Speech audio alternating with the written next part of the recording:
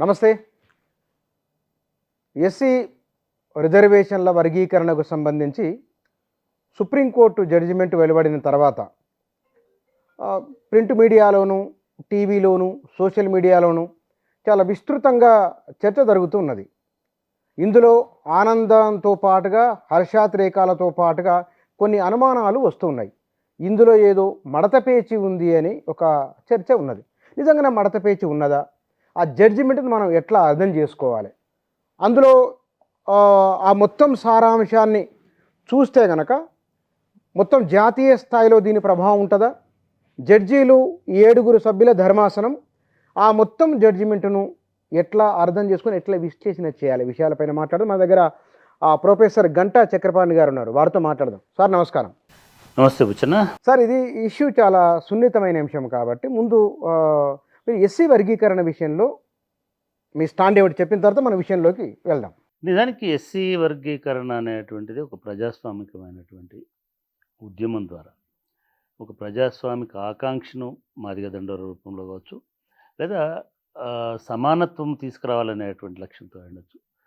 చాలామంది ప్రజాస్వామికవాదులు దాన్ని బలపరిచినటువంటి ఉద్యమం.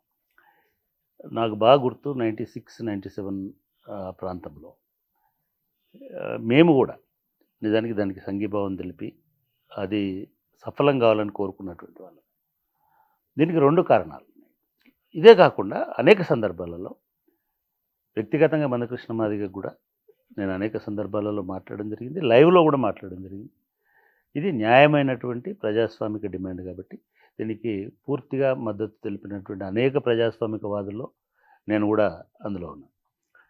నేను ఇది వచ్చిన తర్వాత ఇమ్మీడియట్గా నా రెస్పాన్స్ కూడా ఒక సుదీర్ఘకాలం పెండింగ్లో ఉన్నటువంటి ఒక న్యాయమైనటువంటి అంశానికి ఒక ముగింపు జరిగింది, ఒక పంచాయతీ పరిష్కరించబడింది అనేటువంటి భావనతో నేను ఒక ట్వీట్ చేశాను. అది వాస్తవం. ఎందుకంటే ఒక 30 సంవత్సరాల పాటు అన్నదమ్ముల మధ్యలో పంచాయతీ ఉంటే ఎన్ని అపోహలు ఉంటాయో, ఎన్ని అపార్థాలు ఉంటాయో, అన్ని అపార్థాలు అన్ని అపోహలు తెలుగు రాష్ట్రాల్లో ఉన్నటువంటి మాదిగ సామాజిక వర్గాల మధ్యలో వచ్చినాయి. అది వాస్తవం. సో ఈ వివాదానికి ముగింపు పలికితే ఎవరి గెట్టు వాళ్ళు పంచుకొని ఉంటే ఇద్దరు అదే సౌభ్రాతృత్వంతో అదే సామరస్యంతో కలిసిమెలిసి ఉండేటువంటి అవకాశం ఉంటుంది. నిజానికి ఇప్పుడు కావాల్సింది అది, కలిసిమెలిసి ఉండడం అనేటువంటిది ఇది కావాల్సింది. కాబట్టి దీన్ని పూర్తిగా ఆహ్వానించదగినటువంటి తీర్పు అని మొదటి తీర్పు బ్రేకింగ్ సందర్భంగా అనిపించింది.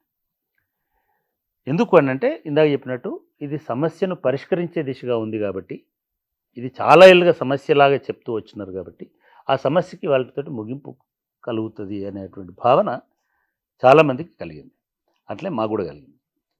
కానీ తీర్పు పూర్తి పాఠం చదివిన తర్వాత, తీర్పు మొత్తం 500 పేజీల గ్రంథం, 150 పైన పేజీలో ఇచ్చిండ్రు. ఈ మొత్తం చూసిన తర్వాత దానిలో అనేక సమస్యలు, అనేక ప్రశ్నలు ఉద్భవించడానికి ఆ తీర్పు కారణమైంది. అంటే ఇక్కడ మౌలిక అంశంలోనే, అంటే మౌలిక అంశాన్నే ప్రశ్నించే విధంగా ఉన్నాయా, లేకపోతే కనుక మీ ఇతరేతర అంశాలు ఏమైనా ఉన్నాయా? మీరు చాలా ఈ తెలుగు సాహిత్యంలో నీతి చంద్రిక, చిన్నేశ్వరి రాసినటువంటి మిత్రలాభం, మిత్రభేదం ఇట్లాంటి కథలు చూసి ఉంటారు.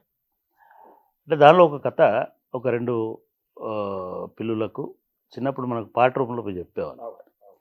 2 పిల్లులకు ఒక చోట రొట్టె ముక్క దొరికితే నాదంటే నాదంటూ తగువులాడుచుండెను అని చేసి, ఇదంతా గమనిస్తున్నటువంటి కోతి నేను పంచి ఇస్తా మీకు సమానంగా అని చెప్పేసి ఇటు ఎక్కువ ఉందని అటు తీసేసి, అటు ఎక్కువ ఉందని ఇటు తీసేసి మొత్తం మధ్యనే వెళ్ళిపోతుంది. ఈ తీర్పుకి ఈ కథ అన్వయించడానికి ఆస్కారం ఉంటుందేమో అని అనిపిస్తున్నది. చాలా సీరియస్ విషయం మీరు. ఎగ్జాక్ట్లీ. ఎందుకు నేను ఇది చెప్పానంటే, ఆ తీర్పు ఏమిటి, అసలు వివాదం ఏమిటి, జడ్జిలు ఎక్కడి వరకు పరిమితమై ఉండాల్సి ఉండే, ఏ రకంగా దాన్ని పరిష్కరించాల్సి ఉండే, ఈ 3 అంశాలలో వాళ్ళు పరిధిని మించి విశ్లేషణలు, వ్యాఖ్యానాలు చేయడం వల్ల ఇప్పుడు చాలా అపోహలు, అనుమానాలకు కారణమవుతుంది. నంబర్ 1, చాలామంది నిన్నటి నుంచి నేను కొన్ని గమనిస్తూ ఉన్నాను. చాలామంది నాలాగానే ఈ రోజుకి అయిపోయింది, పరిష్కారం అయింది. సో ఇది ఒక గొప్ప చారిత్రాత్మకమైన తీర్పు అని చెప్తున్నారు. చారిత్రాత్మకమే. కానీ రేపటి నుంచి కొత్త చరిత్ర మొదలవుతున్నదా? చరిత్రలో జరిగిన అన్యాయాన్ని సవరించి తీర్పా?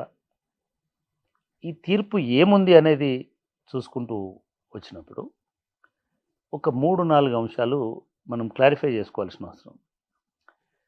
ఈ తీర్పు ఆంధ్రప్రదేశ్, తెలంగాణలో ఉన్నటువంటి వర్గీకరణకు సంబంధించి కాదు. నెంబర్ 1. ఈ తీర్పు వచ్చింది పంజాబ్లో విభజన జరిగింది కాబట్టి, ఆ పంజాబ్లో విభజనకు సంబంధించినటువంటి అంశం సుప్రీంకోర్టుకు వచ్చింది కాబట్టి, సుప్రీంకోర్టు గతంలో Chennaiah versus state of Andhra Pradesh కేసులో ఇచ్చినటువంటి పాత తీర్పును సవరించింది. నెంబర్ 1. ఆ పాత తీర్పుని సవరించి విభజన చేయవచ్చు, వర్గీకరణ చేయవచ్చు అని చెప్పింది. ఇది మొదటిది. తీర్పులో ఉన్న అంశాలు చెప్తున్నాను. ఇక్కడ 22 మంది ఇంప్లీడ్, దాంట్లో కృష్ణమాదిగో ఇంప్లీడ్ దాంట్లో ఉన్నారు. అదే 100% వాస్తవం. కానీ సమస్య మెయిన్ తీర్పు అనేది దేనికి సంబంధించి? పంజాబ్కి సంబంధించి, పంజాబ్ హర్యానాకు సంబంధించి. పంజాబ్కి సంబంధించినటువంటి తీర్పులో ఎవరైనా ఇంప్లీడ్ కావచ్చు. ఇంప్లీడ్ అయితే మనకు అప్లై అవుతుందని ఇంప్లీడ్ ఉద్దేశమే అది. అట్లా అయినారు. నిజంగానే ఎస్, గత తీర్పులో పేర్కొన్నట్టు దళితులందరూ ఏకరూప హోమోజీనియస్ కాదు, ఏకరూప సముదాయం కాదు. ఇది హెటరోజీనియస్, అంటే భిన్న రూపాలలో దళితులు ఉంటారు అని చెప్పింటే సరిపోయేది. అది చెప్పినారు. చెప్పి అంటే ఇంకోటి కూడా ఏంది, గతంలో చెప్పినట్టుగా ఆర్టికల్ 341కి ఇది విఘాతము కలిగించదు అని చెప్పినా సరిపోయేది. తీర్పు చెప్పిన న్యాయమూర్తులు సమస్య వరకే పరిష్కరించకుండా మరికొన్ని కొత్త చిక్కుముడు లేచిపోయినారేమని నాకు అనిపించింది. వరుస క్రమంలో చెప్పండి. అంటే ఒకటి, వాళ్ళు ఇవన్నీ చెప్పింది ఇక్కడి వరకు బాగుంది. ముందు దీన్ని మనం డిస్కస్ చేద్దాం. నిజంగానే ఏకరూప సమూహం కాదు దళితులు. చాలామంది ఏమంటున్నారంటే షెడ్యూల్డ్ కాస్ట్ అంటున్నారు. షెడ్యూల్డ్ కాస్ట్ కాదు. రాజ్యాంగంలో చెప్పిన ప్రకారం షెడ్యూల్డ్ కాస్ట్స్, కులాలు. బ్యాక్వర్డ్ కాస్ట్ కాదు, backward classes, not caste. What is the difference between? కాస్ట్కి సపరేట్ ఇది ఉంటుంది. ఓకే. కాస్ట్ ఆంథ్రోపాలజికల్ కానీ సోషియాలజికల్గా కానీ మేము పాఠం చెప్పేటప్పుడు ఏం చెప్తామంటే, కులం అనేది ప్రాథమికంగా ఒక వృత్తిని, ఒక అంతర్వివాహ సమూహంగా ఉండి ఒక హోమోజినిటీ కలిగి ఉన్నటువంటి దీన్ని కాస్ట్ అని అంటాం, కులం అని అంటాం. ఒక సెగ్మెంట్, ఒకే లక్షణం ఉన్నటువంటి మనుషుల సమూహం. ఈ లక్షణం అనేది వృత్తి వల్ల కావచ్చు, సంస్కృతి వల్ల కావచ్చు, లేదా మిగతా ఆచార వ్యవహారాల వల్ల కావచ్చు, ఇంకా దేని వల్ల కావచ్చు. ఇవన్నీ. దీనికి ఇంకొక లక్షణం ఏంటంటే హెటరోజినియస్, హోమోజినియస్ గ్రూప్, అంతర్వివాహ సమూహంగా కూడా ఉంటుంది కులం. అట్లాంటప్పుడు ప్రతి కులమే. ఉపకులం అని ఎందుకు అన్నారు మరి? మనం చాలా సొసైటీలో ఇంటర్ప్రిటేషన్స్, అప్పర్ కాస్ట్ ఇంటర్ప్రిటేషన్స్ ఎట్లుంటాయంటే, ఒక్క రెడ్డిదే కులం, ఒక బ్రాహ్మలే కులం, ఒక కాపులే కాదు, ప్రతి ఒక్కడు కులమే. రెడ్డిలు ఎట్లాగైతే అంతర్వివాహ సమూహమో, రెడ్డినే పెళ్లి చేసుకుంటాడో,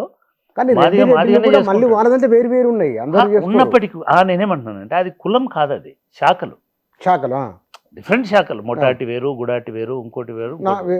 కానీ దర్పంలో, సొసైటీలో రెడ్డినే ఒక ఇది. ఎస్సీలకు వచ్చేసరికి ఎందుకు ఈ ప్రాబ్లం వచ్చింది అంటే, ఎస్సీలను నిజానికి చతుర్వర్ణ వ్యవస్థలనే అంతర్భాగం కాదు ఎస్సీలు. దానికి వాళ్ళు ఎక్కడో పంచములు కదా, అవతలి వాళ్ళు కదా, outsiders of Indian society. Hindu society బయటి వాళ్ళు. నీ హిందూ సొసైటీది ఏది వాళ్ళకి వర్తించదు అసలు. అయితే సరే, తర్వాత హిందూయిజం, గ్రాండ్ హిందూయిజం వచ్చేసి వాళ్ళని కూడా హిందువులే అన్నారు. Fine, thank you. వాళ్ళు కూడా హిందువులే అనుకుందాం. వాళ్ళు కూడా హిందువులు అని అనుకున్నప్పుడు వాళ్ళందరినీ బ్రిటిష్ వాళ్ళు ఇది క్లాసిఫై చేసినప్పుడు వీళ్ళందరూ ఒక గ్రూప్ కింద చేసినారు. ఎందుకు చేసినారు? వీళ్ళందరికీ ఒక లక్షణం ఉంది. వీళ్ళందరూ సమాజం చేత బహిష్కృతులు, సమాజం చేత అంటరాని వాళ్ళు. అస్పృశ్యత అనే ఒక ప్రాథమిక లక్షణం ఉంది కాబట్టి బీసీలు అంటుకోరు వాళ్ళని. అంటుకోవడం అంటే ముట్టుకోవడం, అంటుకోవడం ఒకటే కాదు, కలిసి భోజనం చేయరు, సహపంక్తి భోజనం చేయరు. వివాహం చేసుకోరు, వాళ్ళ బావిలో నీళ్ళని తోడుకొనియరు. ఇట్లాంటి అనేక ఒక 72 రకాల వివక్షతలను ఆ సమాజం పట్ల పాటిస్తుంది హిందూ సమాజం. కాబట్టి వీళ్ళు హిందూ సమాజం వెలుపలి వాళ్ళు అని చెప్పినారు. సరే, వాళ్ళు బ్రిటిష్ వాళ్ళు దాన్ని ఒక సపరేట్ చేసి దాన్ని కాన్స్టిట్యూషన్లో పెట్టి మళ్ళీ బాబాసాహెబ్ అంబేద్కర్ వచ్చిన తర్వాత దాన్ని ఒక కాన్స్టిట్యూషన్ చేసి వీళ్ళందరూ షెడ్యూల్డ్ కాస్ట్స్ అని చెప్పినారు.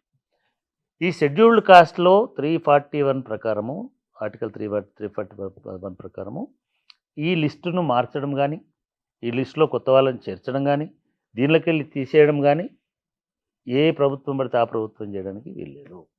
ఇది రాజ్యాంగ సవరణ ద్వారా 341లో సవరణ తీసుకురావడం వల్ల, అంటే ప్రెసిడెంట్ గారు నోటిఫికేషన్ చేసి పార్లమెంట్ దాన్ని 2/3 మెజారిటీతో ఆమోదించి రాష్ట్రాల శాసనసభలు కూడా 3/3 శాసనసభలు ఆమోదిస్తే అది ఆమోదం పొందుతుంది, చట్టసభలోకి వస్తుంది. ఇది స్థూలంగా 341లో ఉన్నటువంటి అంశం. అయితే గతంలో చెన్నయ్య వర్సెస్ తీర్పు ఎప్పుడైతే వచ్చిందో 2004లో, ఆ తీర్పు వచ్చినప్పుడు ఇది దానికి వ్యతిరేకం అని చెప్పినాడు జడ్జి. ఆనాడు 5 జడ్జిల ధర్మాసనం ఇది వ్యతిరేకము. ఎందుకు వ్యతిరేకమయ్యానంటే ఈ అధికారము మీకు రాష్ట్రాలకు లేదు, గవర్నర్కు లేదు, ఇది పార్లమెంటుకు, రాష్ట్రపతికి ఉంటుంది, దాన్ని సవరించాలి. పార్లమెంట్కి కాదు, ఒక విస్తృతమైనటువంటి ఏకాభిప్రాయంతో స్పెషల్ యాక్ట్ అంటున్నాను, దాని ద్వారా మాత్రమే దీన్ని తీసుకురావాల్సి వస్తుంది అని చెప్పినారు. అంటే నిజానికి ఆర్టికల్ 341లో అట్లా లేదు, గత జడ్జిమెంట్ చెప్పినట్టుగా. ఇప్పుడు అక్కడ కొత్తగా చేర్చడానికి వీల్లేదు, అందులోకెళ్ళి తీసేయడానికి వీల్లేదు. కానీ దానిలో విభజన చేసుకోవడానికి సమస్య ఏమిటి అనేటువంటిది ఇప్పుడు పోయినటువంటి కేసు. ఇప్పుడు తీర్పు కూడా అదే అన్నారు. తీర్పు కూడా దానిలో మీరు కొత్తవి చేర్చకుండా, ఉన్నవి తొలగించకుండా మీరు దాన్ని ఎట్లయినా విభజించుకోండి, ఇబ్బంది ఏముంది అని చెప్పినారు. అక్కడి వరకు ఇబ్బంది లేదు, ఇక్కడి వరకు కనుక అని ఇది రాష్ట్రాలకు అధికారం ఉంది అని చెప్తే అక్కడికి అయిపోయేది. కానీ ఈ విభజన అనేది ఒక పూర్తి స్థాయి గణాంకాల ఆధారంగా, నిరూపితమయ్యేటువంటి అంశాల ఆధారంగా ఈ వెనుకబాటుతనాన్ని, ఈ గ్యాప్ని నిర్ధారించుకొని ఎవరికైతే ఇంకా ఫలాలు అందలేదో వాళ్ళని అసెస్ చేసి క్వాంటిఫై చేసి ఎన్యుమరేట్ చేసి, అదేవిధంగా అటువంటి ఎంపిరికల్ బేసిస్లో అంటే లెక్కల ఆధారంగా మీరు విభజన చేసుకోవచ్చు అని చెప్పినాడు. క్వాంటిఫై అంటే 10%, 5% ఒక మొత్తాన్ని క్రోడీకరించడం, అంటే నంబర్స్ వైజ్గా చెప్పడం. ఇక్కడ ఈ పదాలకు క్వాంటిఫై, న్యూమెరికల్, ఇంకో పదం ఎంపెరికల్, ఈ 3 సమాన అర్థాలే కదా దాదాపు. అంటే కాదు, అంటే ఒకటి నువ్వు క్వాంటిఫై చేయాలంటే నువ్వు ఎంపెరికల్ డేటా కలెక్ట్ చేయాలి. ఓకే, క్వాంటిఫై అనేది ఒక మోతాదు, ఈ క్వాంటిటీ ఒక 5% అని అన్నాను. ఓకే, ఈ 5% ఎట్లా వచ్చినారు అని అంటే మొత్తము జనాభా 2 లక్షలు అయితే, లేదా 3 లక్షలు అయితే, 10 లక్షలు అయితే, దాంట్లో ఈ 10 లక్షల్లో 50,000 మంది కాబట్టి మేము 5% అంటున్నామని చెప్తాం. ఈ 10 లక్షలను లెక్క పెట్టడం అనేది ఉంది కదా, ఎన్యుమరేషన్ అంటాం కదా, అది చేయాల్సిన అవసరం ఉంటుంది కదా. ఈ ఎన్యుమరేషన్ చేసి, రెండోది ఏం చెప్పినాడు, ఇప్పటి వరకు ఈ ఫలాలు ఎవరికి అందినాయి, ఎవరికి అందలేదు, డిగ్రీ ఆఫ్ డిస్క్రిమినేషన్ కూడా చూడమన్నాడు. వెనుకబాటుతనం అనేటిది ఆయన జస్టిస్ చంద్రచూడ్ గారు మాట్లాడుకుంటూ, ఒక పాకి పని చేసేటువంటి స్కావెంజర్ కమ్యూనిటీ తోటి కంపేర్ చేస్తే దళితుల్లో ఉండే వీవర్ కమ్యూనిటీ కొంచెం తక్కువ డిస్క్రిమినేషన్ తోటి ఉంటుంది అని చెప్పినాడు. ఒక స్కావెంజర్ కమ్యూనిటీ తోటి పాకి పని చేసేటానితో చూస్తే మోచి కమ్యూనిటీకి కొంచెం తక్కువ డిస్క్రిమినేషన్ ఉంటుంది అని చెప్పినాడు. అంటే ఇటువంటి ఆధారాలను సేకరించాలి, ఇటువంటి వివరాలను తీసుకోవాలి, ప్లస్ ఇప్పటి వరకు లబ్ధి పొందినటువంటి వాళ్ళ వివరాలను తీసుకోవాలి. ఏ సెక్షన్, ఇప్పుడు కొన్ని అజంప్షన్స్ ఎట్లా ఉంటాయంటే, ఉమ్మడి ఆంధ్రప్రదేశ్ ఉంది. ఉమ్మడి ఆంధ్రప్రదేశ్లో ఉన్నప్పుడు మందకృష్ణ గారు మొదటి మీటింగ్లో మాట్లాడుతున్నటువంటి సందర్భంలో వాళ్ళ పాంఫ్లెట్లలో కూడా ఒక సామాజిక వర్గం, మాల సామాజిక వర్గంలో అందరూ ఐఏఎస్ ఆఫీసర్లు ఉన్నారు అని అనేది ఒక వాదన, కన్విన్సింగ్ ఎంపిరికల్ ఎవిడెన్స్. అది వివరాలు కూడా ఇచ్చినాడు ఆయన. 16 మంది, 17 మంది, మాధవరావు ఇట్లా పేర్లతో సహా ఇచ్చేసిన వీళ్ళందరూ మాలలే అని చెప్పాను. మేము తెలంగాణ మూమెంట్ జరుగుతున్నట్టు నేను కూడా మందకృష్ణ గారితో మాట్లాడుతున్నప్పుడు, బ్రదర్ ఆ 16 మంది ఎవరు, ఏ ప్రాంతం వాళ్ళు? ఆ 16 మంది ఆంధ్ర ప్రాంతం వాళ్ళు. ఆ 16 మందిలో 15 మంది ఆంధ్ర ప్రాంతం. ఒకే ఒక్క వ్యక్తి తెలంగాణ ప్రాంతానికి సంబంధించింది, రామ్ లక్ష్మణ్ గారు. నిజానికి ఇది ఆంధ్ర తెలంగాణ పంచాయతీ అవుతుంది తప్ప కులాల పంచాయతీ ఎందుకు అవుతుంది? ఒకటి, కులాల పంచాయతీ కూడా అవుతుంది, కానీ ముందుగా గ్రాండ్గా ఆంధ్ర తెలంగాణ పంచాయతీ అవుతుంది. ఆంధ్ర విడిపోయిన తర్వాత అది తెలంగాణలో ఉన్న సబ్ కాస్ట్ పంచాయతీ అవుతుంది. రెండవది, ఆంధ్రాలో ఉన్న కాంపోజిషను తెలంగాణలో ఉన్న కాంపోజిషన్ సేమ్ కాదు. రామచంద్రరాజు కమిషను తీసుకున్న లెక్కలలో ఆంధ్ర తెలంగాణ కంబైండ్ చేసుకొని మొత్తం 15% రిజర్వేషన్లని 1% ఏ గ్రూప్కి, 7% బి గ్రూప్కి, 6% సి గ్రూప్కి, ఇంకొక శాతం ఇంకొక గ్రూప్కి, డి గ్రూప్కి ఇచ్చినాడు. ఏ బేసిస్లు ఇచ్చినాడు? జనాభా లెక్కల ప్రకారం. ఏ జనాభా లెక్కల ప్రకారం ఇచ్చినాడు? 81 జనాభా లెక్కలు. ఏ ప్రాంతం, ఏ రాష్ట్రం జనాభా లెక్కలు? ఉమ్మడి రాష్ట్రంలో. ఉమ్మడి రాష్ట్రం. ఇప్పుడు నేను మిమ్మల్ని ఒక ప్రశ్న అడుగుతాను. మహబూబ్ నగర్లో మీ ప్రాంతంలో నాగర్ కర్నూలు నియోజకవర్గంలో ఉన్నట్టుగానే కాంపోజిషను మహబూబ్ నగర్ టౌన్లో కూడా ఉంటుందా? మహబూబ్ నగర్ పార్లమెంట్ కాన్స్టిట్యున్సీలో కూడా ఉంటుందా? హైదరాబాద్లో కూడా ఉంటుందా? సో తెలంగాణ అంతటికీ ఒక రకంగా ఉంది, ఆంధ్ర అంతటి ఒక రకంగా ఉంది. మనకు శాతాలు లెక్కలు 1931 తర్వాత మాలమాదిగ జనాభా లెక్కలు చాలామంది ఏమనుకుంటారంటే ఎస్సీ జనాభా లెక్కలనే అనుకుంటారు. ఇంకొక చాలా అజ్ఞానంతో ఏం మాట్లాడుతారంటే బీసీల కులగణన జరగాలంటారు. కులగణన అందరిది జరగాల. వాళ్ళు ఏమనుకొని అంటున్నారు బీసీల కులగణన జరగాలని? షెడ్యూల్డ్ కాస్ట్ ఒకటే కులం అనుకొని ఒక భ్రమలో ఉన్నారు. షెడ్యూల్డ్ కాస్ట్స్లో 57 కులాలు ఉన్నాయి. ఏది ఏ కులము ఉపకులమని నిర్ధారించుకోవడానికి ఉండదు. మాది ఉపకులం, మాల ఉపకులం అంటారు. కాదు, అవి రెండు ఇండిపెండెంట్ కులాలు, రెండు వేరు వృత్తులు ఉన్నాయి అన్నప్పుడు ఎవరికి వారు ఇండిపెండెంటే. మరి ఎవరికి వారు ఇండిపెండెంటు. మాదిగ కులము సపరేటు, ఈ ఉపకులం కాదు, మాల కులం సపరేట్. ఇది గ్రహించాలి. కానీ మాదిగ ఎంతమంది ఉన్నారు, మాల ఎంతమంది ఉన్నారు అనే లెక్కలు ఉన్నాయా? 1931 తర్వాత, 1931 తర్వాత భారతదేశంలో కులాల వారీగా లెక్కలు తీయలేదు. మీరు ఎస్సీనా ఎస్టీనా అని అడుగుతారు జనాభా లెక్కల్లో. ఎస్సీ అంటే టిక్ చేస్తారు. ఎస్సీలో ఉన్న 57 కులాలు ఏ కులం? అది లేదు. కాబట్టి ఈ సంక్షోభం వచ్చింది. కానీ సార్ ఇక్కడ మీరు ఒక మాట అన్నారు, చంద్రచూడ్ చేసిన వ్యాఖ్యానం చెప్తూ ఎవరైతే ఎక్కువ డిస్క్రిమినేషన్కి గురయ్యారో వారికి బెనిఫిట్ రావాలి. చాలా డెమోక్రటిక్ స్టేట్మెంట్ కదా అది. అక్కడి వరకు డెమోక్రటిక్. మరి మడత పేజ్ ఎక్కడ ఉంది? మడత పేజ్ ఎక్కడ ఉంటుందంటే, అంటే ఆ జడ్జిమెంట్ మొత్తంలోకి ఆ విభజన జరగాలి. ఈ విభజనలో ఎవరైతే ఎక్కువ డిస్క్రిమినేట్ అవుతారో, ఎవరు ఎక్కువ వెనుకబడినారో వాళ్ళగా అని ఏం చెప్పినాడు ఆయన? దీనికి సంబంధించినటువంటి సర్వేనో లేదా ఇందాక చెప్పిన ఈ 3 అంశాలు, ఎన్యూమరేషనో లేకపోతే ఎంపిరికల్ డేటానో బేస్ చేసుకొని మీరు ఈ రిజర్వేషన్లు పంపిణీ చేయొచ్చు అని అన్నాడు. ఎవరు చేయాలి ఇది? కుల గణన జరగాలి అని చెప్పి గత ఒక 10 సంవత్సరాలుగా డిమాండ్ 2010 నుంచి ఉంది. అది మొత్తంగా కాంగ్రెస్ పార్టీ ఎజెండాలో కూడా వచ్చింది. నిన్నాక మొన్న కూడా పార్లమెంట్లో రాహుల్ గాంధీ కులగణన చేయాలన్నందుకు, కులం లేనోడివి నీకేం కులగణన రా అన్నాడు ఒకడు, ఒక ఎంపీ. ఎందుకంటే నువ్వు ముస్లింకో, తెలుగుకో, హిందువుకో, పార్సీకో ఎవరికి పుట్టినో ఆ లెవెల్లో నేలబారుగా మాట్లాడినటువంటి పరిస్థితి ఉంది. ఇదే భారతీయ జనతా పార్టీ కులగణన చెయ్యము, ఇది దేశ దీనికి సంబంధించినటువంటి దానికి విఘాతం కలిగిస్తుందని మాట్లాడుతున్నారు.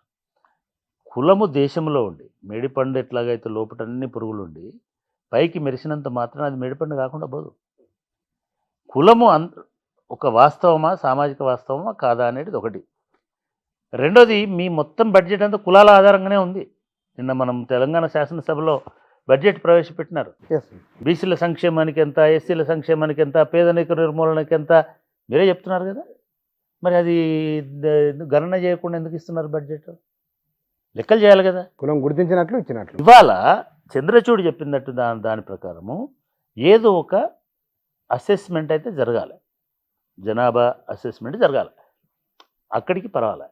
ఈ అసెస్మెంట్ ఎట్లా జరగాలి? మీరు మళ్ళీ వెనక్కిపోండి. మొదట రిజర్వేషన్లు చంద్రబాబు నాయుడు తీసుకొచ్చినప్పుడు జస్టిస్ రామచంద్రరాజుతో కమిషన్ వేసిన ఆయన అప్పటి పాత జనాభా లెక్కలని తీసుకొని, జనాభా లెక్కలు కూడా ఎస్సీలు మీరు ఇంకోటి మర్చిపోతున్నారు, ప్రొజెక్షన్స్ తీసుకున్నారు. 31లో మాదిగా ఇంత ప్రొజెక్షన్, వేరే లెక్కలు లేవు కదా. సార్ లెక్కలు లేవు కాదు, లెక్కలు చేయడానికి వీల్లేదని కదా. చాలామంది చెప్తారు మనకు సమగ్ర కుటుంబ సర్వే అని తెలంగాణ వచ్చిన నెల రోజులకి అవును. ఆగస్టు నెలలో ఆనాడు ఆ ప్రభుత్వం 2014లో ఒకటే రోజు మొత్తం మందిని లెక్క పెట్టినారు. సబ్ కాస్ట్ వైజ్ లెక్క పెట్టినారు, ఆక్యుపేషన్ వైజ్ లెక్క పెట్టినారు. కోర్టుకు పోతే కోర్టు ఏం చెప్పింది, అది వాడడానికి వీల్లేదు, సెన్సెస్ చేయడం కేవలం సెంట్రల్ గవర్నమెంట్ బాధ్యత, మీరు సెన్సెస్ చేసిన దానికి అక్యురసీ ఉండదు, దానికి సెన్సెస్ కమిషన్ ఉంది అక్కడ, కాబట్టి మీరు చేయడానికి వీల్లేదని చెప్పి ఆ డేటాని ఇవాళ కూడా వారలే. ఇంకా విచిత్రం ఏంటంటే తెలంగాణ వాళ్ళ కోసం చేశారు, ఆంధ్రలో డిస్క్రిమినేట్ చేస్తారని పోయాడు ఒక పెద్ద కోర్టుకి. దాన్ని అట్లా ఆపేసినారు, ఇప్పటికి కూడా ఆపేసినారు. ఆ డేటా లేదు ఇప్పుడు, ఐ మీన్ పబ్లిక్ యూజ్లో లేదు. ఎస్, దాన్ని బేస్ చేసుకొని ఏ కమ్యూనిటీ ఎంత ఉంది అసెస్మెంట్ స్కీములు అట్లే వచ్చినాయి కదా, స్కీమ్లు అట్లా వచ్చినాయి.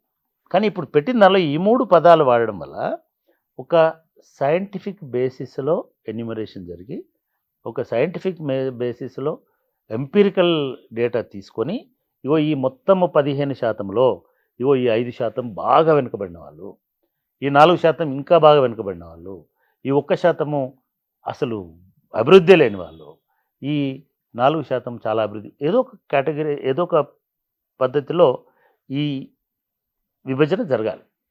అట్లా జరుపుకునే పర్మిషన్ ఇచ్చింది. ఇక్కడ ప్రాబ్లం ఏమవుతుందనంటే మళ్ళీ ఒక కమిషన్ వేయాలి, లేదా ఒక సైంటిఫిక్ డేటా తీసుకోవాలి. ఇప్పటి వరకు వ్యాలిడ్ సైంటిఫిక్ డేటా 2011 తర్వాత దురదృష్టవశాత్తు భారతదేశంలో సెన్సెసే జరగలేదు. ప్రపంచంలో సెన్సెస్ చేయలేని చీకటి దేశం ఏదైనా ఉందంటే భారతదేశం.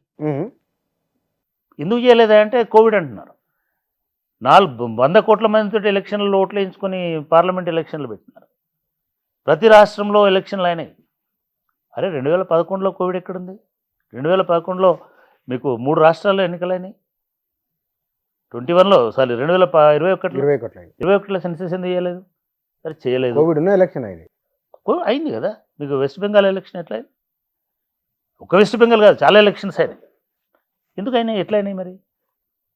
నిజానికి దీనికి నీకు ఎట్లాగైతే మలేరియా వర్కర్ ఇంటింటికి పోతాడో, కోవిడ్ డయాగ్నైజ్ చేసేటో ఇంటింటికి ఎందుకు పోతాడో, సెన్సెస్లో నువ్వేం పట్టుకొని ఆలింగనం చేసుకొని ఇది చేసుకొని అలాబిలా తీసుకొని చేయవు కదా. కూర్చొని రాసుకునేది, కూర్చొని నిలబెట్టి అమ్మ ఎంతమంది ఉంటారు, నీ పేరేంటిది, మీ ఆయన పేరేంది, మీ ఇంతే కదా. 18 కాలమ్స్ 20 కాలమ్స్ ఉంటాయి. అది చేయలేకపోయినాం. ఏ డేటాతో పోతాం? అచ్చా ఇదే ఇంకో అన్నారు, వినండి కదా. సైంటిఫిక్ డేటా కలెక్ట్ చేసి దాని ప్రకారం వెనుకబాటుతనాన్ని అసెస్ చేసి వివక్షను కూడా అసెస్ చేసి మరి ఇవ్వండి అన్నారు. ఫైన్ అనుకుందాం, అట్లా చేసినారు. అని ఏమన్నారు, ఆ డేటా పట్ల మీకు అనుమానం ఉంటే మీరు మళ్ళీ కోర్టుకు పోతుంది, ఇట్లాంటి విభజన పట్ల ఏమన్నా అభ్యంతరాలు ఉంటే మీరు లీగల్గా దాన్ని ఫైట్ చేయొచ్చు అని చెప్పినారు. పొరపాటున రేపు కమిషన్ వేసి లేదా ఏదో రకంగా ఇది చేసి మీరు ఏబిసిడి అని చెప్పేసి ఎవరు కోర్టుకు పోయినా మళ్ళీ ఆగిపోవాల్సిన పరిస్థితే కదా. ఇట్లా కాకుండా ఉండే పరిష్కారం ఏముండే అంటే ఆర్టికల్ 341 ప్రకారమే దేశవ్యాప్తంగా ఇది చేస్తున్నామని చెప్పాల్సినటువంటి అవసరం ఉండే. అది మోడీ గవర్నమెంట్ చేయదలుచుకోలేదు, చేయలేదు. నంబర్ 1. నంబర్ 2, కొంచెం పక్కకు వద్దాం. రెండవది కొంచెం పక్కకు కూడా కాదు, అందులో ఇంకో మెల్లిక క్రీమీ లేయర్ పరిగణలోకి తీసుకోవాలి. క్రీమీ లేయర్ అన్నారు. అసలు ఈ 2 తప్పే. వెనుకబాటుతనం అనే ఆధారంగా, ఆర్థిక అసమానతల ఆధారంగా వచ్చిన రిజర్వేషన్ కాదు.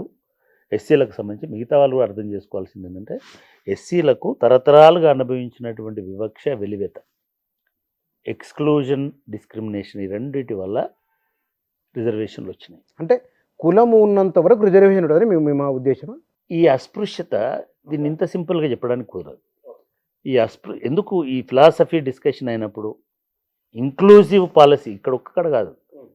అమెరికాలో బ్లాక్స్కి వైట్స్కి మధ్యలో పాజిటివ్ డిస్క్రిమినేషన్ పాలసీ కింద 10 మంది కంటే ఎక్కువ మంది ఉన్న ప్రతి ఆఫీసులో కూడా డైవర్సిటీ పాటించాలి అనేటువంటి ఒక రూల్ ఉంది. ఈ 10 మందిలో 10కి 10 మందిని వైట్స్నే తీసుకోవడానికి వీల్లేదు, వైట్ కలర్లోనే తీసుకోవడానికి వీల్లేదు, అమెరికన్స్ని తీసుకోవడానికి లేదు. ఒక యూనివర్సిటీలో 1000 మంది అడ్మిషన్లు తీసుకుంటే 1000కి 1000 మందిని నువ్వు వైట్స్ని తీసుకోవడానికి వీల్లేదు. ఈ 1000 మందిలో వైట్స్ ఉండాలి, బ్లాక్స్ ఉండాలి, ఈస్పెనోస్ ఉండాలి, లాటిన్ అమెరికన్స్ మిగతా వీళ్ళు ఉండాలి, ఏషియన్స్ ఉండాలి, ఇట్లా 5, 6 ఉండి దాన్ని వాళ్ళు డైవర్సిటీ అని అన్నారు. బహుళత్వము, డైవర్సిటీ ప్రిన్సిపల్ ఉండాలన్నారు. భారతదేశంలో ఒక కంపెనీ పెట్టుకుంటే ఒక్క కమ్యూనిటీ వాళ్ళే 80% ఉన్నటువంటి కంపెనీలు ఉన్నాయి. ఎందుకంటే అక్కడ డైవర్సిటీ ప్రిన్సిపల్ లేదు, అక్కడ రిజర్వేషన్ లేదు. ఈ గవర్నమెంట్లోనైనా సరే, గవర్నమెంట్ సెగ్మెంట్లో అయినా సరే వాళ్ళ రిప్రజెంటేషన్ తీసుకురావడం ఒకటైతే, వాళ్ళను ఈ దేశ అభివృద్ధిలో భాగస్వాములను చేయడం కూడా రెండవది. ప్లస్ దీని వలన వాళ్ళ లోపల చదువుకునేటువంటి అవకాశాలు, చదువుకోవాలనేటువంటిది కలగడం, దీని వలన కుల నిర్మూలన జరగడం అనేటువంటిది చాలా ప్రధానమైనటువంటిది ఈ రిజర్వేషన్ పాలసీ.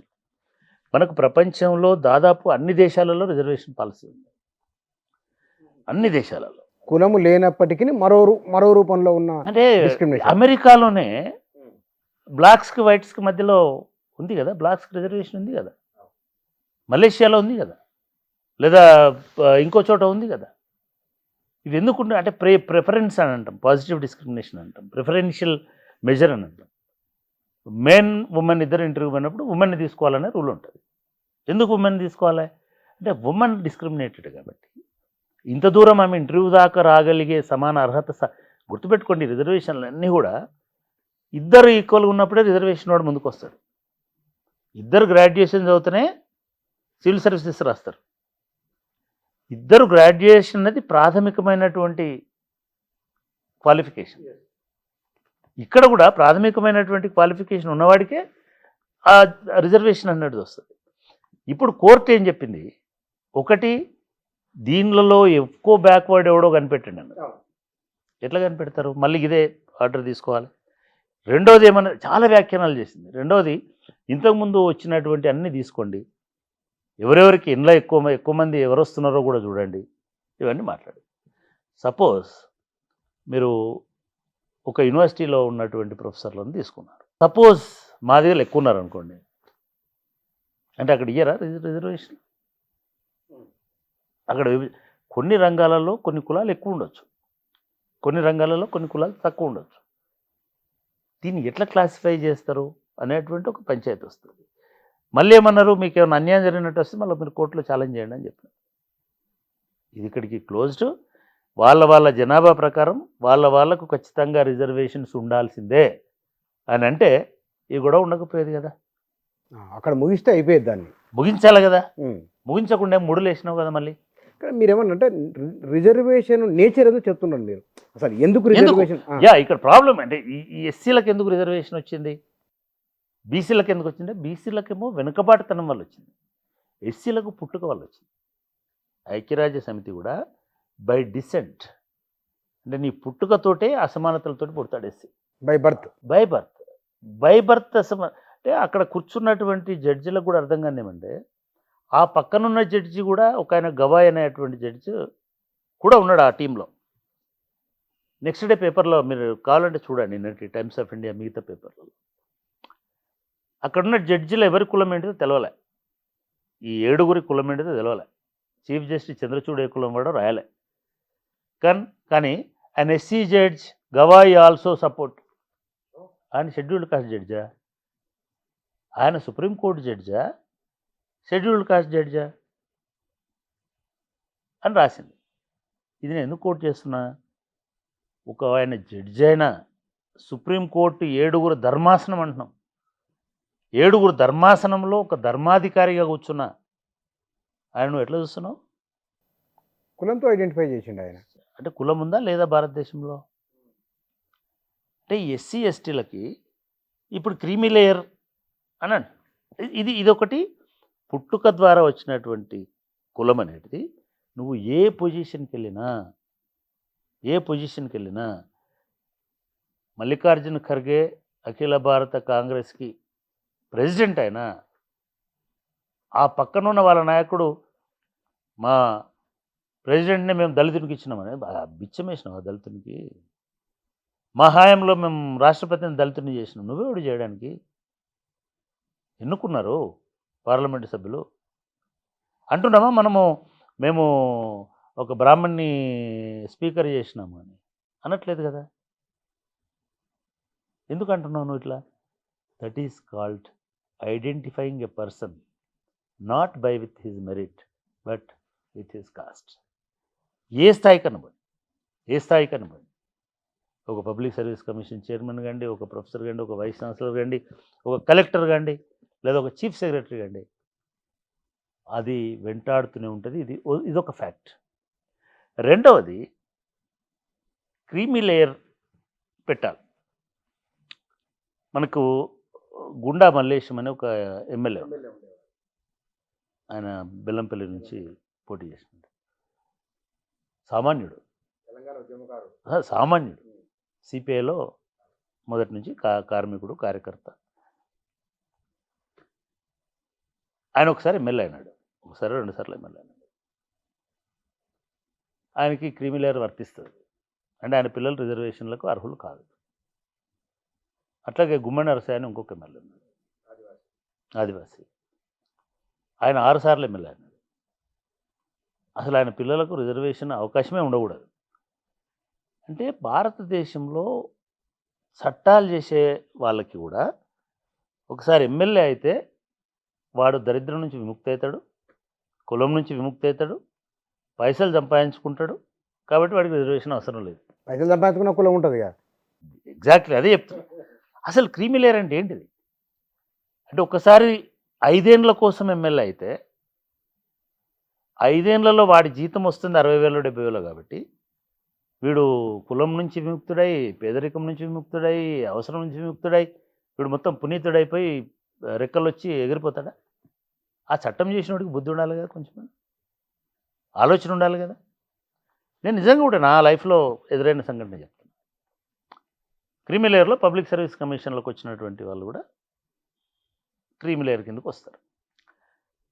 మాతో పాటు ఒక బీసీ మిత్రుడు ఉండేవాడు, మంచి ఉద్యమకారుడు, మంచి మనిషి. సరే, ఏదో ఒక పదవి వచ్చినాడు. అంతకుముందు చిన్న ఉద్యోగం చేస్తున్నాడు. క్రీమీ లేయర్ పరిధిలోకి రాడు ఆ ఉద్యోగంలో ఉంటే. సరే, తెలంగాణ వచ్చింది, ఆయనకు ఒక అవకాశం వచ్చింది. దీనిలో ఏదో వచ్చినాడు. 2 పిల్లలు ఆయనకి, వాళ్ళు క్రీమీ లేయర్లకు వచ్చేసినారు. ఈ 3 ఏళ్లలో 5 ఏళ్లలో ఆయన పదవి పోయింది, టర్మ్ పోస్ట్ కదా, పోయింది. అయినా సరే ఆయన క్రీమీ లేయర్. అంటే రేపు నిజంగానే మీరు ఆలోచించండి. 2 ఎగ్జాంపుల్, ఒక ఆదివాసీ ఎగ్జాంపుల్ చెప్పిన, ఒక దళిత ఎగ్జాంపుల్ చెప్పిన, ఒక బీసీ ఎగ్జాంపుల్ చెప్పిన. అంటే క్రీమీ లేయర్ అనేది అంత బోగస్. క్రీమీ లేయర్ అనేది అంత బోగస్. ఇప్పుడు దాన్ని ఒక అడ్డం పెట్టి నేను అనుకోవడం దాన్ని పాటించాల్సిన అవసరం లేదు. ఆ తీర్పులో జడ్జిలు వాళ్ళు ఇష్టం వచ్చిన సిద్ధాంతాలన్నీ మాట్లాడేశారు. వాళ్ళకి ఆ స్వేచ్ఛ ఉంటుంది కాబట్టి అది పార్ట్ ఆఫ్ జడ్జిమెంట్ కాదని నేను అనుకుంటున్నాను. అది ఒపీనియన్ అనుకుంటున్నాను. ఇట్ ఈస్ నాట్ డైరెక్షన్ అని నా అభిప్రాయం. కానీ ఇక్కడ చట్టం చేసేటువంటి ఒక నాయుడో ఒక రెడ్డో ఇమ్మీడియట్గా చూడండి, మీరు కోర్టు చెప్పినట్టు మేము క్రీమీ లేయర్ని కూడా పెడతామని అంటారు. ఏం చేస్తారు? అంటే ఇక్కడ రాజ్యాంగ మౌలిక అంశం ఏమిటి? వీళ్ళు కుల పీడితులు కాబట్టి రిజర్వేషన్ అనుకున్నారు. వివక్ష పీడితులు కాబట్టి, కుల వివక్ష పీడితులు కాబట్టి సమాజం నుంచి అవకాశాల నుంచి వెలివేతకు గురైన వాళ్ళు కాబట్టి రిజర్వేషన్ వాళ్ళకు కొంచెం కుషన్ ఇవ్వాలంటున్నారు. అన్నప్పుడు మీరు అన్నట్లు రెడ్డో లేకపోతే చౌదరో చట్టం ఇట్లా చేయగలరు. ఇప్పుడు డైరెక్షన్ అదే నువ్వు గమనించినారా మీరు? న్యూస్లో ఎట్లా ఉంటుందంటే, నేను 40 ఏళ్ళు న్యూస్ చూస్తున్నా, నేను పనిచేసినా కూడా, జడ్జిమెంట్ రాగానే ఒక బ్రేకింగ్ 3 లైన్లు వస్తుంది. ఇట్లా చెప్పారు, అట్లా చెప్పారు అని చెప్పేసి దాన్ని ఏ రాష్ట్రం వాళ్ళు ఆ రాష్ట్రం వాళ్ళు అన్వయించుకుంటారు. మన దగ్గర నుంచి మీరు అన్నట్టుగా మనోళ్ళు కూడా దానిలో పార్ట్గా ఉన్నారు కాబట్టి ఆ కేసులో హైప్ వచ్చేసింది. ఎందుకంటే మనం ఆ మూమెంట్ని చూసినాం. మొత్తం స్టేట్ మొత్తాన్ని ప్యారలైజ్ చేసిన గొప్ప మూమెంట్, గొప్ప ఉద్యమం. అది రాగానే ఏం చేసినారు? అయిపోయింది, విముక్తి వచ్చేసింది, విభజన. నాకు ఆశ్చర్యం, 2 రాష్ట్రాల ముఖ్యమంత్రులు అది పూర్తి పాఠం చదవలే. వాళ్ళు ఎన్ని కొండీలు పెట్టినారు, ఎన్ని మూడులు పెట్టినారు, ఏమేమి మాట్లాడినారు, ఇది చదవలే. టక్ మని శాసనసభలోకి వచ్చేసినారు. నేనే మొదటి వాడిని అయితే కాబోతున్న, అవసరమైతే ఆడిని టామ్డూమ్ ఇద్దరు చీఫ్ మినిస్టర్లు అది చేసిన. ఇప్పుడు వాళ్ళ ముందున్న సమస్య ఏ రకంగా మొత్తం జడ్జిమెంట్ చూసినప్పుడు ఏ ఆధారాలతోటి విభజిస్తాం, ఏ కులమానాలతోటి ఎవరెక్కువ వివక్షకు గురైనారనేది చూస్తాం, ఏ డేటాబేస్ ఎట్లా కలెక్ట్ చేస్తాం, ఏ ఎంపిరికల్ ఎవిడెన్సెస్ని చూపిస్తాం. ఎవిడెన్స్ లేకపోతే ఆ రిజర్వేషన్ చెల్లదు అని కూడా రాసింది. ఎంపిరికల్ ఎవిడెన్స్ కనుక లేకపోతే మీరు కోర్టుకు రండి, మేము దాన్ని కొట్టేస్తాం. మరి దీంట్లో మూలాంశం ఏమిటో మరి ఈ మొత్తం విన్న తర్వాత ఇంత మొత్తం మళ్ళీ తిరిగి కథ మళ్ళీ ఇంత- కన్ఫ్యూజన్కి వచ్చింది. అందుకే నేను అనేక ముళ్ళు వేసినారు ఇలా నన్ను. అట్లా అనకుండా న్యాయంగా న్యాయస్థానం న్యాయంగా ఎట్లా ఉండేదని అంటే ఈ ప్రస్తావన వచ్చింది. ఎస్, మొదటి నుంచి మాదిగ దండోరా డిమాండ్ చేస్తున్నట్టు, లేకపోతే కేసు పూర్వాపరాలను పరిశీలించిన తర్వాత జనాభా ప్రాతిపదికన అందరికీ సమాన ప్రాతినిధ్యం ఉండేటట్టుగా సమానత్వం తీసుకొచ్చేటువంటి విధంగా ఈ రిజర్వేషన్లను వర్గీకరించవచ్చు. వర్గీకరించడానికి రాష్ట్రాలకు అధికారాలు ఇస్తున్నామంటే అయిపోయేది. ఇది చెప్పుకుంటూనే ఇది రాష్ట్రాలకు వర్గీకరణ చేసుకునేటువంటి హక్కు ఉంది, ఇది రాజ్యాంగ ఉల్లంఘన కాదు, ఆర్టికల్ 341కి విరోధం కాదు, వ్యతిరేకం కాదు, ఫైన్, ఇక్కడ దాకా బాగానే ఉంది. ఎస్, దళితులంటే అందరూ ఏకరూప సమాజం కాదు, దానిలో కూడా అసమానతలు ఉన్నాయి, ఎస్ కరెక్ట్ అది. సో కాబట్టి మీరు చట్టాలు చేసుకోండి మీ జనాభా ప్రాతిపదికన అంటే అయిపోయేది. ఇప్పుడు దానిలో వెనుకబాటు ప్రాతిపదికన అని తీసుకొచ్చినారు, which is not applicable to scheduled cost so far. ఇప్పటి వరకు ఎస్సీ ఎస్టీలకు ఈ వెనుకబాటు అనేటువంటి ప్రాతిపదికన లేదు, వివక్ష ప్రాతిపదికనే ఉంది, కులం ప్రాతిపదికనే ఉంది. ఇప్పుడు ఈ కొత్త పారామీటర్ని ఎట్లా కనిపెట్టాలనేది సమస్య. సుప్రీంకోర్టు న్యాయమూర్తుల తీర్పు అంశం ఒకటి ఉంది, భారత రాజ్యాంగం ప్రసాదించిన అంశం ఒకటి ఉంది. ఈ రెండు అంశాలు తీసుకున్నప్పుడు దేన్ని ఫాలో కావాలి? రాజ్యాంగమే ప్రైమరీ అన్నప్పుడు ఇక్కడ ఈ సుప్రీంకోర్టు న్యాయమూర్తి చేసిన వ్యాఖ్యలు లేదా మీరంట్లో మూడులు ఏవైతున్నాయో ఈ మూడులు ఉండేటివే ఊసిపోయేటివే. అంటే దీని మీద కూడా మళ్ళీ నిన్నటి నుంచి మొదటి గంటలో వచ్చినటువంటి రెస్పాన్స్కి తర్వాత పూర్తి పాఠం చదివిన తర్వాత వస్తున్నటువంటి రెస్పాన్స్కి చాలా తేడా ఉంది. మనము సమస్య కేవలం మనదే అనుకున్నాం, ఒక మందకృష్ణ మాదిగది అనుకున్నాం, లేదా ఒక చంద్రబాబు నాయుడుది అనుకున్నాం, ఒక రేవంత్ రెడ్డిది అనుకున్నాం. ఆ ఉత్సాహంలో రేవంత్ రెడ్డి కూడా అయిపోయిందన్న లెవెల్లో చెప్పినాడు. ఇప్పుడు మొత్తం పాఠం చదివిన తర్వాత ఉత్తర భారతదేశంలో సిద్ధరామయ్య స్టాలిన్ కూడా హర్షం వ్యక్తం చేసిండ్రు. ఎందుకంటే వాళ్ళ దగ్గర ప్రాబ్లం ఉంది, కానీ నువ్వు అక్కడ చేసిన పారంజిత్ ఒక ఇది పెట్టినాడు, ఇది దళితుల మొత్తం మూలాలనే నరికివేసేటువంటి ప్రయత్నం అని. రెండవది తోరట్ అనేట ఆయన ఒక ఆర్టికల్ రాసినాడు, యూజీసీ ఫార్మర్ చైర్మన్. ఇది మొత్తం దళిత రిజర్వేషన్లను నిర్వీర్యంగా చేసి అంబేద్కర్ వాదాన్ని తొక్కిపడేసేటువంటిది. ఈవెన్ యోగేంద్ర యాదవ్ లాంటి వాళ్ళు, చాలామంది ఇంటలెక్చువల్స్ ఇక్కడోళ్ళేమో కాస్ట్ వైజ్గా మాట్లాడుతున్నారు, కానీ చాలామంది ఇంటలెక్చువల్స్ దీని వెనుక ఒక పెద్ద ఎత్తున ఒక మతపరమైన హిందూ సామ్రాజ్యవాద కుట్ర ఉన్నది, ఇది బలపడుతున్నటువంటి దళితులను నిర్వీర్యం చేసేటువంటి చర్య అని చెప్పినారు. యూపీలో మొన్నటి ఎలక్షన్స్లో చిత్తుగా ఓడిపోవడానికి జాతవులు చెమార్లు కలిసి ఈసారి కాంగ్రెస్ పార్టీని సపోర్ట్ చేసినారు, లేదా అఖిలేష్ యాదవ్ తోటి ఉన్నారు అనేటువంటి అభిప్రాయం అన్ని సర్వేలలో వచ్చింది. నిజానికి దళిత్ విక్టరీ అని మాట్లాడినటువంటి వాళ్ళు అప్పటి నుంచే చాలా బలంగా కులగణన గురించి దళితుల గురించి రాహుల్ గాంధీ కూడా మాట్లాడుతున్నారు. రెండవది యోగేంద్ర యాదవ్ లాంటి వాళ్ళు, లేదా చాలామంది సోషియాలజిస్టులు సోషల్ సైంటిస్టులు, ఈ దేశంలో మతం అనేది ఓడిపోవాలంటే, మతతత్వం అనేది ఓడిపోవాలంటే కుల చైతన్యం అనేది పెరగాలి అనేటువంటి మాట మాట్లాడుతున్నారు. ఎక్కడైతే కుల చైతన్యం పెరిగిందో అక్కడ మతం ఎంటర్ కాలేదు. బీహార్లో కానీ, లేదా అంతకుముందు యూపీలో కానీ, లేదా మిగతా దాంట్లో. అప్పుడు ఏం చేసినారు, కులాల మధ్య చీలిక తీసుకొచ్చేసి మళ్ళీ మతాధిపత్య పార్టీలు అధికారంలోకి వచ్చినాయి. దళిత బహుజన అనే అభిప్రాయాన్ని చీల్చి, అది బీహార్లో సాధ్యం కాలేదు కాబట్టి ఇప్పటివరకు వాళ్ళ అధికారంలోకి రాలేకపోయింది. దేశవ్యాప్తంగా కూడా ఈ మతతత్వం అనే భావనకి కులం అనేది ఒక విరుడుగా, కులం అనేది ఒక ఆల్టర్నేటివ్గా, ఒక బైండింగ్ ఫోర్స్గా డెవలప్ అవుతున్నది. ఇట్లా డెవలప్ అయితే మతం కంటే ఎక్కువ కులం ఆకర్షిస్తుంది మనుషుల్ని అనేటువంటిది వాస్తవం. ఎప్పుడైనా సరే కులంలో ఒక చైతన్యము, ఒక బలము, ఒక సమైక్యత అనేది ఉంటుంది. మతం సెకండరీ అవుతుంది. మతం కనపడదు మీకు, మీ మనసులో ఉంటుంది, మీ భక్తిలో ఉంటుంది, మీ ఇంట్లో ఉంటుంది, మీ ఇంట్లో ఉన్న ఫోటోలో ఉంటుంది, మీరు పోయి వెమ్లవాడ గుడిలో ఉంటుంది, ఇంకో చోట ఉంటుంది. అది నీ నెత్తి మీద ఉండి రోజు నీ ఎంబడి రాదు. మతం అనేది, కులం అనేది రోజు నీ ఎత్తి మీద ఉండి నువ్వు నీ షాడో అది. షాడో కాదు అసలు, నువ్వే ఒక కులము.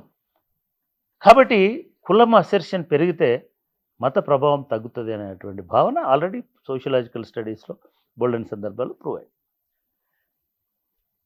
కాబట్టి దీనికి విరుగుడుగా ఒక 2 నెలల కిందో, 3 నెలల కిందో, 6 నెలల కింద నుంచో స్టేట్మెంట్లు ఇచ్చి కోర్టు తీర్పు పాజిటివ్నే రాబోతుంది, దాన్ని మేము ఇంప్లిమెంట్ చేస్తామని చెప్పి రకరకాల పద్ధతులలో ఇవాళ దీన్ని ఆ ప్రభావంతో ఈ కులాల మధ్య చీలిక తెచ్చేటువంటి ప్రయత్నం ఇది అని కొంతమంది నేను ఇందాక చెప్పినటువంటి వాళ్ళలో అంటున్నారు. సార్ అక్కడ నేను దాంట్లో ఒక పాయింట్ సార్, అంటే నాకు 2 విషయాలు ఉన్నాయి, విడివిడిగా ఆన్సర్ చెప్పండి నాకు ఇది. ఒకటి, ఇప్పటికే రిజర్వేషన్ ఫలాలు పొంది ఉన్నవారు దాంట్లో కోడిగుడ్డు మీద ఈకలివికి లేని అనుమానాలు తీసి తెస్తున్న ఆర్గ్యుమెంటు, పారంజిత్ కావచ్చు లేదా మా యూపీలో ఉన్న చమార్లు జాటవులు కావచ్చు, వాళ్ళు అక్కడ ఎక్కువ ఉన్నారు కాబట్టి వాళ్ళు అంటున్నారు ఒక ఆర్గ్యుమెంట్ అనుకుందాం. 2, ఈ జడ్జిమెంటును ఆధారంగా చేసుకొని, ఈ చర్చను ఆధారంగా చేసుకొని మొత్తం రాజ్యాంగ మౌలిక సూత్రాలపైన ప్రభావం చూపే విధంగా చట్టం చేసి దళితులనే మొత్తం రిజర్వేషన్కు దూరంగా చేస్తారా? చట్టరూపం పార్లమెంటేగా చేయాల్సింది. రెండవది మొదట ఆన్సర్ చేస్తా. రెండవది కరెక్ట్. నిజంగా కూడా చిత్తశుద్ధి ఉంటే మీరు చెప్పినట్టుగా ఇప్పుడు ఇంత అవుతుంది కదా, ఇది ఐఏఎస్లో ఉండదు, ఈ రిజర్వేషన్ ఐపీఎస్లో ఉండదు, ఐఐటీలో ఉండదు, జేఈలో ఉండదు, నీట్లో ఉండదు, సెంట్రల్ యూనివర్సిటీలో ఉండదు. ఎందుకంటే even central government public service సెక్టార్లో ఉండదు. మీరు చెప్పారు కదా, రైల్వే ఉద్యోగాల్లో ఉండదు, బ్యాంక్ ఉద్యోగాల్లో ఉండదు. ఎందులో ఉంటుంది? ఈ టీఎస్పీఎస్సీలో రోజులు వెళ్ళవుతుంది కదా, డిఎస్సిలో ఇక్కడ అక్కడ ఇక్కడ ఆడు ఉంటుంది, స్టేట్ క్యాడర్ అక్కడ అందులో వచ్చే ఉద్యోగాలన్నీ అందులో ఉంటుంది. అయినా సరే అది న్యాయమే, అయినా సరే అక్కడ ఉద్యోగాలు కావాల్సిందే. కానీ మీరు గమనించండి, మిగతా మీరు అన్నారు కదా ఇందాక, ఎందుకు యూపీలో దళితులు కలెక్టివ్ ఓటు వేయగలిగినారు, ఎందుకు తెలంగాణలో వేయలేకపోయారు? ఎందుకు యూపీ? మీరు అనుకుంటున్నారా బీజేపీకి నోట్లు వచ్చినాయంటే మందకృష్ణ ప్రభావం లేదనుకుంటారా? ఆయనే స్వయంగా చెప్పినాడు కదా, ఉంది కాబట్టి ఆయనే చెప్పిండు కదా స్వయంగా. సో నేనేమంటున్నానంటే దళిత చైతన్యం నిర్వీర్యమవుతుంది అనే ఉద్దేశంతో మేధావులు కానీ పారంజిత్ కానీ అనుకుంటున్నారు. వాళ్ళ పిల్లలకేం రిజర్వేషన్లు అవసరం లేదు, స్వార్థపరులని మీరు అనుకోవడానికి లేదు. రెండవది, నిజంగానే మీరు అన్నట్టుగా పార్లమెంటే అత్యున్నతమైనప్పుడు ఎందుకని ఈ సంఘాలన్నీ పార్లమెంట్ ద్వారానే చట్టం చేయమని ఎందుకు అడుగుతలేవు? సుప్రీంకోర్టు చెప్పింది కదా, ఇప్పుడు పార్లమెంట్నే చట్టం చేయమను. అన్ని ఉద్యోగాలలో కేంద్ర ప్రభుత్వం, రాష్ట్ర ప్రభుత్వాలు అన్నిట్లలో మేము రిజర్వేషన్లు ఇస్తాం, ఈ కాస్ట్లను క్లాసిఫై చేస్తాం, డివైడ్ చేస్తాం. What is wrong? చేయండి. మీకు ఇప్పటికి కూడా బలం ఉంది. చలో, మీరు కాశ్మీర్ను మార్చేసినప్పుడు, ఇంకో చోట చేసినప్పుడు మీరు ఎందుకు 341 మార్చలేరు? మార్చండి ఇప్పటికైనా. ఎవరు వద్దన్నారు? అంటే మనం కన్వీనియంట్గా అవతలని దాటేసి ఒక విశ్లేషణ చెప్పిన వాడినో లేకపోతే ఒక వివరణ చెప్పిన వాడిని ఎందుకు మనం తప్పుపడుతున్నాం? ఏ రిజర్వేషన్ అవసరం లేడు అనుకుండొచ్చు, వీళ్ళందరూ కలిసి ఉంటే పెద్ద ఫోర్స్ అవుతుంది. ఒక 15-17% అంటే ఈ దేశం మొత్తం జనాభాలో సింగిల్ లార్జెస్ట్ కమ్యూనిటీ. ఈ దేశం మొత్తం జనాభాలో వీళ్ళందరూ ఐకమత్యంగా ఉంటే బ్రహ్మాండమైనటువంటి ఇది. దీన్ని ఇప్పుడు 4 గ్రూపులు చేస్తే బీసీలు గత అనేక సందర్భాల్లో బీసీల ఐక్యత గురించి మాట్లాడుతున్నారు కదా, ఏ ఒక్కరోజైనా సక్సెస్ అయినారా బీసీ ఐక్యత విషయంలో? ఏ కులం ఆ కులం విడిపోతుంది అనేటువంటి ఆలోచన కొంతమందికి ఉండొచ్చు. అట్లా విడిపోకుండా ఉండాలంటే సంఘటితం అయి ఉండాలి అనే అభిప్రాయం కూడా ఉండొచ్చు. నేనేమంటున్నా అంటే ఈ కుట్రను గమనించి నిజంగానే ఇవన్నీ నేను బిగినింగ్లో చెప్పినట్టుగా ఇది వెల్కమింగ్, ఆహ్వానించాలి. కానీ మనం తెలంగాణలో చెప్పినందుడు అన్నదమ్ముల్లా విడిపోయినా సరే ఆత్మీయులాగా కలిసి ఉండాలని, అటువంటి ఎఫర్ట్ వల్ల దళిత సమాజం నుంచి రావాలి. కానీ ఇక్కడ ఒక మాట సార్, ఒకవేళ ఏబిసిడీలకు విడగొట్టినంత మాత్రాన వాళ్ళు అంటే నేను విడిపోయేది లేదు. ఎందుకంటే క్రిమిలేయర్ పెట్టినా వాళ్ళకు కులము కొనసాగినప్పుడు, కుల వివక్ష కొనసాగినప్పుడు క్రిమి లేయర్ అయితేమి, ఏ లేయర్ అయితేమి అది మళ్ళీ అక్కడికి రావాల్సి. అది కదా మౌలిక ప్రశ్న. అసలు వీడు క్రిమిలేయర్ అని ఎందుకు అంటున్నారు? వీళ్ళు వెనుకబాటు తలాన్ని కొలిచి ఎంపిరికల్గా చూపించి ఎట్లా సాధ్యమే? దానికి ఆధారాలు చూపించి అప్పుడే రండి లేకపోతే మేము కోర్టులో కొట్టేస్తామని ఎందుకు అంటున్నారు? ఎందుకని ఒక వివక్ష ఆధారంగా ఒక సెక్షనల్గా ఉండేటువంటి దాన్ని వీళ్ళు పోస్ట్ మార్టం చేసి దానికి వెనుకబాటుతనాన్ని, ఆర్థిక సమానతల్ని, అభివృద్ధి లేని తనాన్ని ఎందుకు మాట్లాడినారు? ఏ అధికారంతో మాట్లాడినారు? పిటిషన్ అది కాదు. పిటిషన్ మీ దగ్గరకు వచ్చిన పిటిషన్ అది కాదు. నేనేమంటున్నానంటే ఎస్, ఈ తీర్పును సమర్థిస్తున్నాం, చెన్నై వర్సెస్ ఏపీని కొట్టేస్తున్నాం, ఎస్ ప్రతి రాష్ట్రానికి రిజర్వేషన్లను చేసుకునేటువంటి అధికారం ఉంటుంది అని ఇంకో కథ ఉంది కదా, కొంగ పాయసం టైప్ కథ ఒకటి ఉంది. అవును. ఒక తోడేలు కొంగను పార్టీకి పిలుస్తుంది, పిలిచి దానికి ఒక ప్లేటు తాంబూలం టైప్ ప్లేట్ పోసి దానిలో పాయసం పోసి తాగమంట. కొంగ తాగలేదు. కొంగ తాగలేదు. అట్లే మళ్ళీ కొంగ తోడేలను పిలుస్తుంది, దానికి ఒక కూజాల పోసి తాగమంటారు. సేమ్ కోర్టు కూడా ఏం చేసిందంటే ఇగో ఇటువంటి కొల పాత్రలను పెట్టింది, ఇప్పుడు కొలమానాలను పెట్టింది. అంటే 2 పిల్లులు ఒక కోతి కథ. ఈ రెండు కొంగ, ఈ తోడేలు. రెండు ఈ విశ్లేషణలు, దాని మీద వస్తున్నటువంటి విశ్లేషణలు, విమర్శలు లోతైన సామాజిక పరిశోధకుల విశ్లేషణ చూస్తే ఇది దళిత అస్తిత్వానికే ముప్పొచ్చేటట్టు ఉన్నది అనేది మొదటి వాదన. రెండవది, దళితులు పొలిటికల్గా పోలరైజ్ అవుతున్నారు కాబట్టి దళితులను ఇంతకాలము మతపరంగా ఆకర్షించుకునే ప్రయత్నాలు బెడిసికొట్టే అవకాశం ఉంది కాబట్టి వీళ్ళు పొలిటికల్గా చైతన్యం అయితే మొన్నటి ఎలక్షన్లో మహారాష్ట్రలో కానీ లేకపోతే యూపీలో కానీ కాంగ్రెస్ వైపు వెళ్ళిపోతున్నారు కానీ కాబట్టి వీళ్ళలో ఏదో ఒక రకమైనటువంటి విభజన తేవాలి అనేది రెండవది. మూడవది, మనం అనుకుంటున్నట్టుగా అన్ని చోట్ల మాదిగలు దీన్ని ఆహ్వానిస్తలేరు. అదే యూపీలో తెలుగు రాష్ట్రాల మాదిగలకు నిజంగానే ఇక్కడ వెనుకబాటుతనం ఉన్నది అనేటువంటి అభిప్రాయం ఉంది కాబట్టి, ఆంధ్రాలో అటువంటిది ఫేస్ చేసినారు కాబట్టి, బహుశా ఇక్కడ కూడా అటువంటి ఇదే ఉంది కాబట్టి ఇక్కడ మాత్రమే ఆహ్వానిస్తున్నారు. సిద్ధరామయ్య ఆహ్వానిస్తాడు, చంద్రబాబు నాయుడు ఆహ్వానించండి, సిద్ధరామయ్య ఎందుకు చేయడు? రేవంత్ రెడ్డి ఏం చేయకుండా ఆహ్వానించాడు. అంటే నేనేమన్నా మాయావతి ఆహ్వానించిందా? మాయ మొదటి నుంచి వాళ్ళు వ్యతిరేకిస్తున్నారు. నేను ఏమంటున్నా అంటే యోగేంద్రనాథ్, యోగి ఆదిత్యనాథ్ ఆహ్వానించినాడా? లేదు ఇంకొక, అంటే ఏ రాష్ట్రంలోనైనా సరే కొన్ని చోట్ల చర్మకార వృత్తి చేస్తున్న వాళ్ళు ఆధిపత్యంలో ఉండొచ్చు, ఎక్కువ అవకాశాలు పొంది ఉండొచ్చు, కొన్ని చోట్ల ఇంకోళ్ళు ఉండొచ్చు.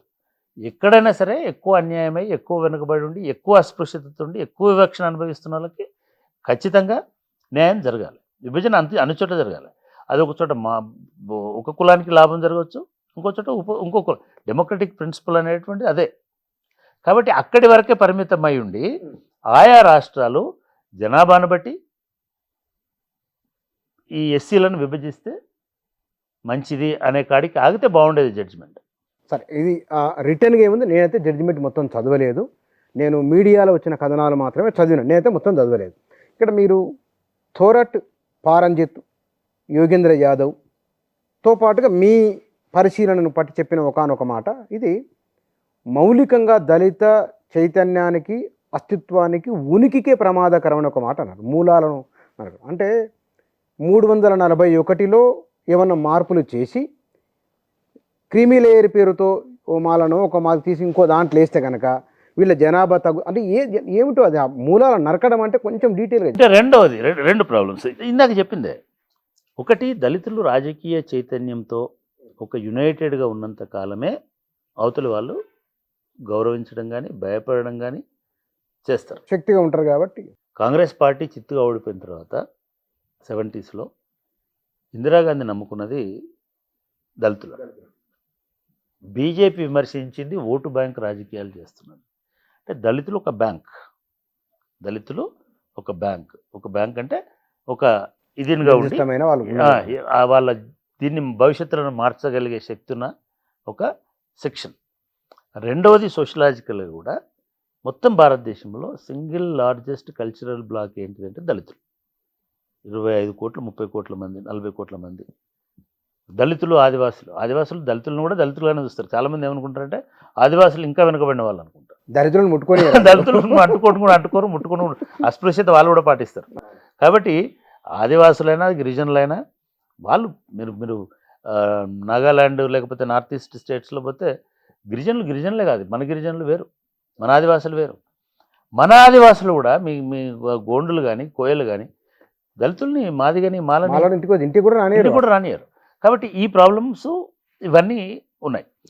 అంటే దళితులు ఉన్న ఈ మొత్తం 57 కులాలు కనుక ఒకే నాయకత్వంలో ఒకే ఆలోచనతో ఒకే సంఘీభావంతో ఉంటే పాలసీ లెవెల్లో ఎన్ని మార్పులైనా తీసుకురావడానికి అవకాశం ఉంటుంది.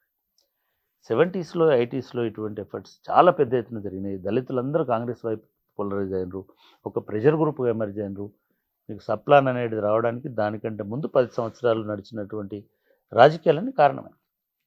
సప్లాన్ అంటే మీరు జనరల్ డెవలప్మెంట్కి పెట్టుకునే ప్లాన్ కాకుండా ఒక ఉప ప్రణాళిక పెట్టండి, దానిలో అడిషనల్ అమౌంట్ని దానిలోకి డైవర్ట్ చేయండి, అది వాళ్ళ జనాభాకు సమానమైనది చేయండి.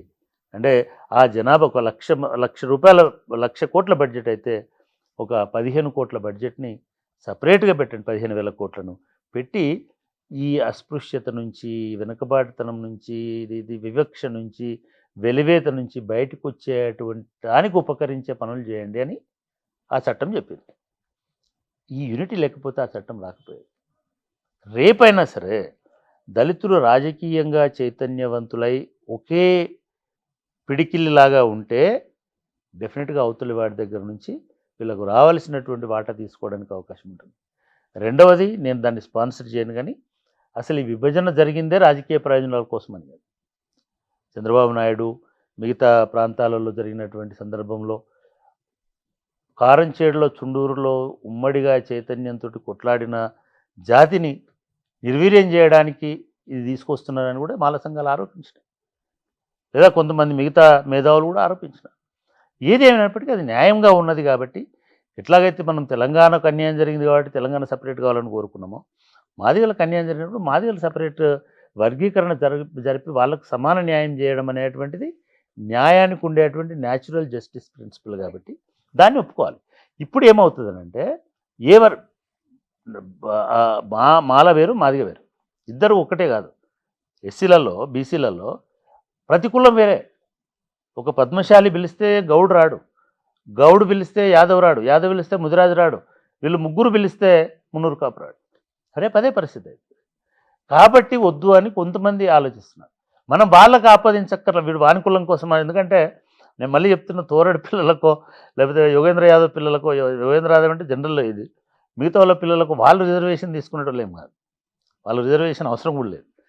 వాళ్ళ ఇంటెన్షన్ ఏమిటంటే దళిత జాతి, అస్పృశ్య జాతి అనేటువంటిది ఒక తిరగబడుతున్నటువంటి, ఒక నిలదొక్కుని, ఒక గర్జిస్తున్నటువంటి సమయంలో వీళ్ళను విడదీసేసి వాళ్ళ వాయిస్ని డౌన్ చేస్తారేమో అనే ఒక భయం తప్ప స్వార్థం కాదు అనేటువంటి విషయం మీరు అర్థం. ఇక్కడ కులం పోవాలని అంటాం, బయట జరుగుతున్న ఒక ఆర్గ్యుమెంట్, కులం పోవాలంటారు, ఎన్ని రోజులు రిజర్వేషన్లు, ఈ రిజర్వేషన్ తీసేస్తేనే కులం పోతుంది అని ఒక ఆర్గ్యుమెంట్ ఉన్నది. బహుశా ఈ సుప్రీంకోర్టు తీర్పు చర్చ, సుప్రీంకోర్టుకైనా కులం ఉంటుంది, జడ్జికైనా కులం ఉంటుంది. జడ్జి పేరే కులం రాశారు కదా, పేపర్లో రాసిండు దళిత్ జడ్జి అట, సుప్రీంకోర్టు జడ్జి ఆయన, దళిత్ జడ్జి కాదు ఆయన. ఒకటి.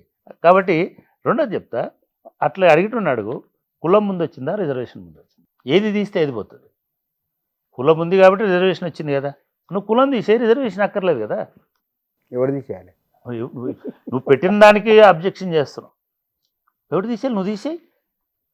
నేను చెప్పినా కదా, ఈ దేశంలో ఉన్న అందరు కులాల పేర్లను, ఆధిపత్య కులాలను మేము వదిలేసుకుంటున్నాం అని ఒక ఒక శైవ మూమెంట్ లాగానో లేకపోతే ఒక ద్రవిడ మూమెంట్ లాగానో, ద్రవిడ మూమెంట్లో నేమ్స్, కాస్ట్ నేమ్స్ ఉండవు మీకు. తమిళనాడులో శర్మ, శాస్త్రి ఇవి ఉండదు. చేయండి మీరు ఆ పని, ఆ చట్టం చేయండి. కులం పేరు పెట్టుకుంటే మిమ్మల్ని, మీకు ఈ ప్రయోజనాలు ఉండవు. ఎన్నికల్లో పోటీ చేయడానికి వీల్లేదని చెప్పండి. కులమే ఆస్తి దానికి. అరే బాస్, ఇలా రేపు రేవంత్ రెడ్డి గారు అనకపోతే కోపం వస్తుంది, రేవంత్ అంటే కోపం వస్తుంది, ఉత్తమ్ అంటే కోపం వస్తుంది. అరే ఖచ్చితంగా రెడ్డి అనాలంటున్నారు, ఫైన్. అటువంటి సమాజంలో ఉన్నాం కదా. ఒకటి గుర్తుపెట్టుకోండి, కులం నీకు గౌరవాన్ని ఇస్తుంది అని నువ్వు ఎట్లాగైతే విర్రవీగుతున్నావో, అదే కులం అవతలి వాడికి అవమానాన్ని మిగులుతుంది అనేటువంటి విషయాన్ని కూడా అర్థం చేసుకో. అసలు కులమే తీసేయండి, రిజర్వేషన్లు అవసరం లేదు, వివక్ష అక్కర్లేదు. ఇంకా అంబేద్కర్ అయితే భూమి మొత్తం నేషనలైజ్ చేసేయండి అని అన్నాడు, పంచిపడేయండి, ఈక్వల్ చేసేయండి అందరికి. ఎవరికి రిజర్వేషన్లు కావాలండి? అంటే ఇది చాలా బోలా ఆర్గ్యుమెంటు. మీరు రిజర్వేషన్లు పోతే కులం పోతుంది. ఎవరు నాయన విధవ 4,000 సంవత్సరాల నుంచి కులం ఉంది కాబట్టి రిజర్వేషన్ వచ్చిందిరా బాబు. రిజర్వేషన్లు ఉంది కాబట్టి కులం రాలే. కాబట్టి ఇవన్నీ చాలా చిల్లర ఆర్గ్యుమెంట్స్ అని నా అభిప్రాయం. కానీ సార్ ఇక్కడ అంటే సుప్రీంకోర్టు దేశ సర్వోన్నత న్యాయస్థానము ఈ సమస్యను పులి స్టాప్ పెట్టిందా కామానా? అంటే ఒక లెవెల్లో కామా పెట్టి అనేక అపాస్ట్రఫీస్ ఇవి పెట్టుకుంటూ పోయింది, అనేక క్వశ్చన్ మార్క్స్ పెట్టుకుంటూ పోయింది. నేను ఇప్పటికైనా ఏమంటే ఆ మెయిన్ జడ్జిమెంట్లో వాళ్ళ రికమెండేషన్ ప్రకారం ఒక 4 అంశాలే పరిగణలోకి తీసుకోండి. ఒకటి, ఇది 341కు వ్యతిరేకం కాదు. 2, దళితులందరూ ఏకరూప సమాజం కాదు, అందరూ ఏక లక్షణాలు ఉన్న సమాజం కాదు, హెట్రోజెనిటీ ఉండేటువంటి సమాజం. 3వది, దళితుల్లో కొంతమంది లబ్ధి పొందినారు ప్రాంతాలను బట్టి, రాష్ట్రాలను బట్టి. యూపీలో ఒక వృత్తి సమూహం పొందింది, తెలంగాణలో ఇంకొక వృత్తి సమూహం పొందింది, ఆంధ్రలో ఒక సమూహం పొందింది, తెలంగాణలో ఒక సమూహం. దాన్ని గుర్తించాలి. 4వది, అటువంటి వెనుకబడినటువంటి వాళ్ళకి ప్రత్యేక రిజర్వేషన్లు విత్ ఇన్ ది గ్రూపే. వీళ్ళకి ఎక్కువ ఇచ్చి రిజర్వేషన్లు 20% పే చేయమని మన విప్లవకారుల అభ్యుదయకారణకమైన కోర్టు ఏం చెప్పలే. మీ దానిలో మీరు వండుకున్న కుండలోంచే ఒక వెనుకబడినోడికి బలహీనుడికి కొంచెం పిడికడ ఎక్కువ పెట్టండి. కానీ ఆ బలహీనుడికి పిడికడ ఎక్కువ పెట్టేటప్పుడు ఏం చెప్తున్నారంటే ముందుగా ఆయన డయాగ్నైజ్ చేయించండి, ఆయన ఎందుకు బలహీనుడుగా ఉన్నాడు, ఆ బలహీనుల్లో పౌష్టికాహార లోపం వల్లనే ఉన్నాడా, మరి ఇంకేమైనా కారణాలా? ఆ రిపోర్టు తీసుకొచ్చి, ఆ టెస్టులన్నీ తీసుకొచ్చి, స్కానింగ్ తీసి, ఎక్స్రేలు తీసి, దాని ప్రకారం ఆయనకు ట్రీట్మెంట్ ఇచ్చడానికి ఆయనకు కావాల్సినటువంటి ఇది పెట్టండి అని అంటున్నారు. ఇది టైం టేకింగ్ ప్రాసెస్. అట్లా కాకుండా మీ జనాభాను బట్టి వీళ్ళకి ఇంత పెట్టుకోండి, మీ జనాన్ని బట్టి అంతకు పెట్టుకోండి అంటే సింప్లిఫై అయ్యేది, సింపుల్గా ఉండేది. ఇప్పుడు విత్ ఇన్ ది మాదిగాసో విత్ ఇన్ ది మాలాసో ఉన్నారు. రామచంద్రరాజు కమిషన్లో ఇంకొక మనకు అడ్డంకి ఏమున్నదంటే అన్సైంటిఫిక్గా చేసినారు. చిన్న ఎగ్జాంపుల్ చెప్తా. కులం అనేది వృత్తి సమూహం జనరల్గా. బైండ్లా అనే ఒక వృత్తి ఉంది. బైండ్లా అనే వృత్తి మాదిగలో భాగంగా చూపించినారు. కానీ మొన్నటి ఎలక్షన్స్ అప్పుడు అసలు నువ్వు మాదిగానే కాదు బైండ్లా అని చెప్పినారు. మొన్న ఎలక్షన్స్ అప్పుడు కడియం శ్రీహర్ లాంటి మాదిగ దండోరాకి ఒక ప్రధానమైనటువంటి వాయిస్గా ఉన్నటువంటి దాన్ని అసలు నువ్వు మాదిగానే కాదు అని చెప్పినారు. అంటే ఇప్పుడు మరి తీసుకునేటప్పుడు ఓన్లీ మాదిగ కుల జనాభానే తీసుకుంటారా, ఉపకులాలను కూడా దానిలో భాగం చేస్తారా? ఉపకులాలను కూడా దానిలో భాగం చేస్తే వాళ్ళకు సమాన హక్కులే ఉంటాయా, సెకండరీ సిటిజన్స్గా చూస్తారా? ఉపవర్గీకరణ అన్నారు దాంట్లో, అన్నారు అంటే ఎన్ని గ్రూపులు చేస్తావు ఎన్ని అనేది కానీ నేనేమన్నా అంటే ఉపవర్గీకరణ అనేది మాలలో ఉన్నటువంటి అందరూ మాలలు వాళ్ళని ఒక మాలదాసరిని, ఒక మాల మాస్టర్ని, ఒక పంబాలని, ఇంకో పోతరాజు నేతకాన్ని సమానంగా చూస్తారా? కరెక్ట్. ఒకటి. రేపు కోర్టు గారి ప్రకారము నేతకాని లేదా ఇంకొక సమూహము మాల కంటే వెనుకబడి ఉంది కాబట్టి మాకు ఎక్కువ రిజర్వేషన్లు ఇవ్వాలని అడుగుతారన్న, అడిగే అవకాశం ఉంటుంది. లేదా పంబాలనే సమూహం మాల కంటే అడ్వాన్స్ ఉంది కాబట్టి వాళ్ళకి రిజర్వేషన్లు ఇవ్వద్దని లేదా తగ్గించండి అని చెప్పడానికి అవకాశం ఉంటుంది. ఒకటి కదా. విచిత్రం ఏంటంటే రామచంద్రరాజు కమిషన్లో శాస్త్రీయత లేదంటే బైండ్లనేమో మాదిగ సమూహంలో చేశారు. బైండ్ల అంటే ఎవరు? పంతులే. ఈ గ్రామ దేవతలకు పూజలు చేశారు, పూజారి, గ్రామదేవతల పూజారి. ఈ నల్గొండలో, వరంగల్లో కొన్ని ప్రాంతాల్లో బైండ్లా ఉంటారు. మహబూబ్నగర్లో కొన్ని ప్రాంతాల్లో, ఇంకా కొన్ని ప్రాంతాలు అవే జిల్లాలో కొన్ని ప్రాంతాల్లో పంబాలో ఉంటారు. సేమ్ వాళ్ళు అదే పూజలు చేస్తారు. అదే గ్రామ దేవతలకు చేస్తారు, ఈ పోచమ్మకు, అదే ఎల్లమ్మకు, శక్తి నుంచి నాగమ్మకు ఇవన్నీ. పోచమ్మ ఎల్లమ్మ ఉమ్. ఈ 7 సిస్టర్స్ ఎవరైతే ఉంటారో అవును. వాళ్ళకే పూజలు చేస్తారు, గావు పడతారు, చేస్తారు, వైద్యం చేస్తారు, చేతబడులు చేస్తారు, ఇంకోటి చేస్తారు, అన్ని రకాల పనులు చేస్తారు, తాయత్తులు, యంత్రాలు, మంత్రాలు చేస్తారు. ఇంకొక దానిలో ఎల్లమ్మల వారని ఉన్నారు, ఇంకో దానిలో కొలుపులోళ్ళు అని ఉంది, కొలుపుల వాళ్ళు, ఎల్లమ్మల వారు. ఇంకో దానిలో దేవతలలో అని ఉంది. వీళ్ళు 4 గ్రూపులలో పెట్టినారు. అరే, ఓ- ఎంత ఒకళ్ళు- పూజా ఒకళ్ళు- సమూహంతో కూడా yes, లేదు. అందరూ ఒకే వృత్తి సమూహం అయినప్పటికీ, అందరూ ఒకే రకమైనటువంటి పని చేస్తున్నప్పటికీ, అందరూ ఒకే కల్చర్లో ఉన్నప్పటికీ, బైండ్లనేమో మాదిగ ఉపకులంలాగా చూపించినారు, పంబాలనేమో మాల ఉపకులంలాగా చూపించినారు, కొలుపుల వాళ్ళనేమో ఎస్సీఏ రెల్లి దీంతో పాటుగా దాన్ని చేసినారు. అదేవిధంగా ఇంకో దాన్నేమో ఆది ఆంధ్రతోటి కానీ ఇక్కడ నాకు సమానం. చిన్నది దీని, ఎందుకంటే అంటే నేనేమంటున్నా అంటే ఇది అన్సైంటిఫిక్. చిన్న వీళ్ళందరినీ ఒక కాడికి తీసుకురావాలంటున్నాను. నేను ఇది ఇక్కడ నేను ఆశ్రిత కులాలు, నేను ఎవరు మన ప్రొఫెసర్ హనుమాస్వామి వారు రాసిన దాన్ని తర్వాత ఎక్స్పీరియన్స్లో కూడా చూసినది. ఏ ప్రధానమైన కులాన్ని ఒక సంగీత సాహిత్య కులం ఆశ్రయించుకొని ఉంటుందో బహుశా నేను అనుకోవటం, ఆ రామచంద్ర కాదు రెంబడుతుంది, బైండ్లో మాదిగని ఆశ్రయించుకొని ఉంటారు, పూజలు అయితే వాళ్ళ ఇండ్లకు. అంటే ఇప్పుడు ఇట్లా రాసిన వాళ్ళందరూ ఆ,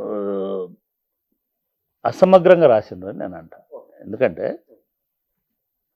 చాలా వచ్చినాయి, సెటిలైట్ కాస్ట్ అని, ఆశ్రిత కులం అని, సబ్ కాస్ట్ అని, ఇవన్నీ బయట నుంచి చూసేవాడికి ఇది ఓహో ఇది ఫలానా వాడు ఆశ్రిత కులం అని అనిపిస్తుంది. కానీ పంబాల కానీ బయటలో కానీ మంచి డిస్కషన్ అవుతుంది. గ్రామానికి సేవ చేస్తున్నారు తప్ప ఆ కులానికి సేవ చేయట్లే, ఆ కులాన్ని ఆశ్రయించట్లే. ఆ కులాన్ని పంబాలలో కేవలం మాదిగలకు సేవ చేస్తారా? చేయరు. దాసరులు మాలలకే చేస్తారా? చేయరు. బయలుళ్ళు మొత్తం గ్రామ దేవతలకు, గ్రామం అంతటికి, పొలిమేరలకి, మొత్తం గ్రామ ఆధ్యాత్మిక వ్యవస్థనంతా నిలబెడతారు. కానీ వాళ్ళు వచ్చేది అక్కడ ఓరు కదా. ఆశ్రిత కులం అంటే ఎవరిని ఆశ్రయిస్తే ఆశ్రిత కులం. అవును, ఇది గ్రామాశ్రిత కులం. గ్రామం ఐడెంటిఫై చేసింది, అట్లా వాళ్ళని చేయలేక వీళ్ళు చేసినరా? ఇది ఏ సాహిత్యకారుడైనా, ఏ ఆంథ్రోపాలజిస్ట్ అయినా దాన్ని ఒక కులంలా గుర్తించాలి. ఆశ్రితం ఏంది? అడుగు తింటాడు ఆడేమన్నా? ఏంటిది ఆశ్రితం అంటే? ఎస్, మీరు అన్నట్టు ప్రతి కులానికి ఒక యాచక కులం ఉంటుంది, ఆ కులం నుంచి డిరైవేటెడ్ కమ్యూనిటీ ఉంటుంది. ఒక గోండు నుంచి ఒక కొలాం ఉంటుంది, ఒక గోండు నుంచి ఇంకొకటి ఉంటుంది, ఒక మాదిగ నుంచి ఒక మాస్టి ఉంటుంది, లేదా ఒక దక్కలి ఉంటుంది. వీళ్ళు మేము ఫలానా వాళ్ళకు లేదు గురువులు ఉంటారు. మళ్ళీ అదే కమ్యూనిటీకి గురువులు ఉంటారు, ఒక గురువులు ఉంటారు. ఈవెన్ పద్మశాలిలో కూడా ఒక గురువు ఉంటారు, అందరికీ ఉన్నారు. దానికి ఒక శారదకారులు ఉంటారు, లేదా ఇంకెవరో ఉంటారు. నేనేమంటే ఒక కులం చుట్టూ ఉండేటువంటి వృత్తి సమూహాలు వేరు. దాసరి అనేది మొత్తం సొసైటీకి సేవ చేస్తున్నప్పుడు, లేదా ఇంకోటిది శైవ దీనిలో ఉన్నటువంటి కమ్యూనిటీ మొత్తం సేవ చేస్తున్నప్పుడు, వీళ్ళు మత ప్రచారకులనో లేదా సంస్కృతి ప్రచారకులుగానో లేకపోతే ఇంకో దానిలోనో ఉన్నప్పుడు వాళ్ళను నువ్వు మాదిగ ఆశ్రితము, మాల ఆశ్రితం అని ఎందుకు అంటున్నావా? ఎట్లా what is the definition of ఆశ్రిత కులం? అంటే ఈ కన్ఫ్యూజను ఫస్ట్ సెన్సెస్ చేయడానికి బ్రిటిష్ ఆఫీసరు హట్టన్ అని వచ్చినాడు. ఆయనకు వచ్చింది ఎవడికి ఎవడు ఆశ్రితము, ఎవడికి ఎవడు సబ్ కాస్ట్. అసలు ఈ ప్రపంచం, ఈ ఇండియా అనేది ఒక వేర్లు బీకుతుంటే ఇట్లా లోపలికి దిగిపోయినట్టుందని వాడు భయపడిపోయినాడు. ఆయన కాస్ట్ ఇన్ ఇండియా అని పుస్తకం కూడా రాసినాడు. ఫస్ట్ ఆఫీసర్ ఆయన, ఈ సెన్సెస్ చేయడానికి వచ్చిన కమిషనర్. సో ఇది అసమగ్రంగా జరిగిపోయింది, అయింది. నంబర్ 1. నంబర్ 2, గత 30 ఏళ్ళుగా, ఇది 35 ఏళ్ళ 40 ఏళ్ళ కింద డేటా రామచంద్రరాజు చెప్పింది. ఈ 40 ఏళ్లలో చాలా మార్పులు వచ్చేసింది.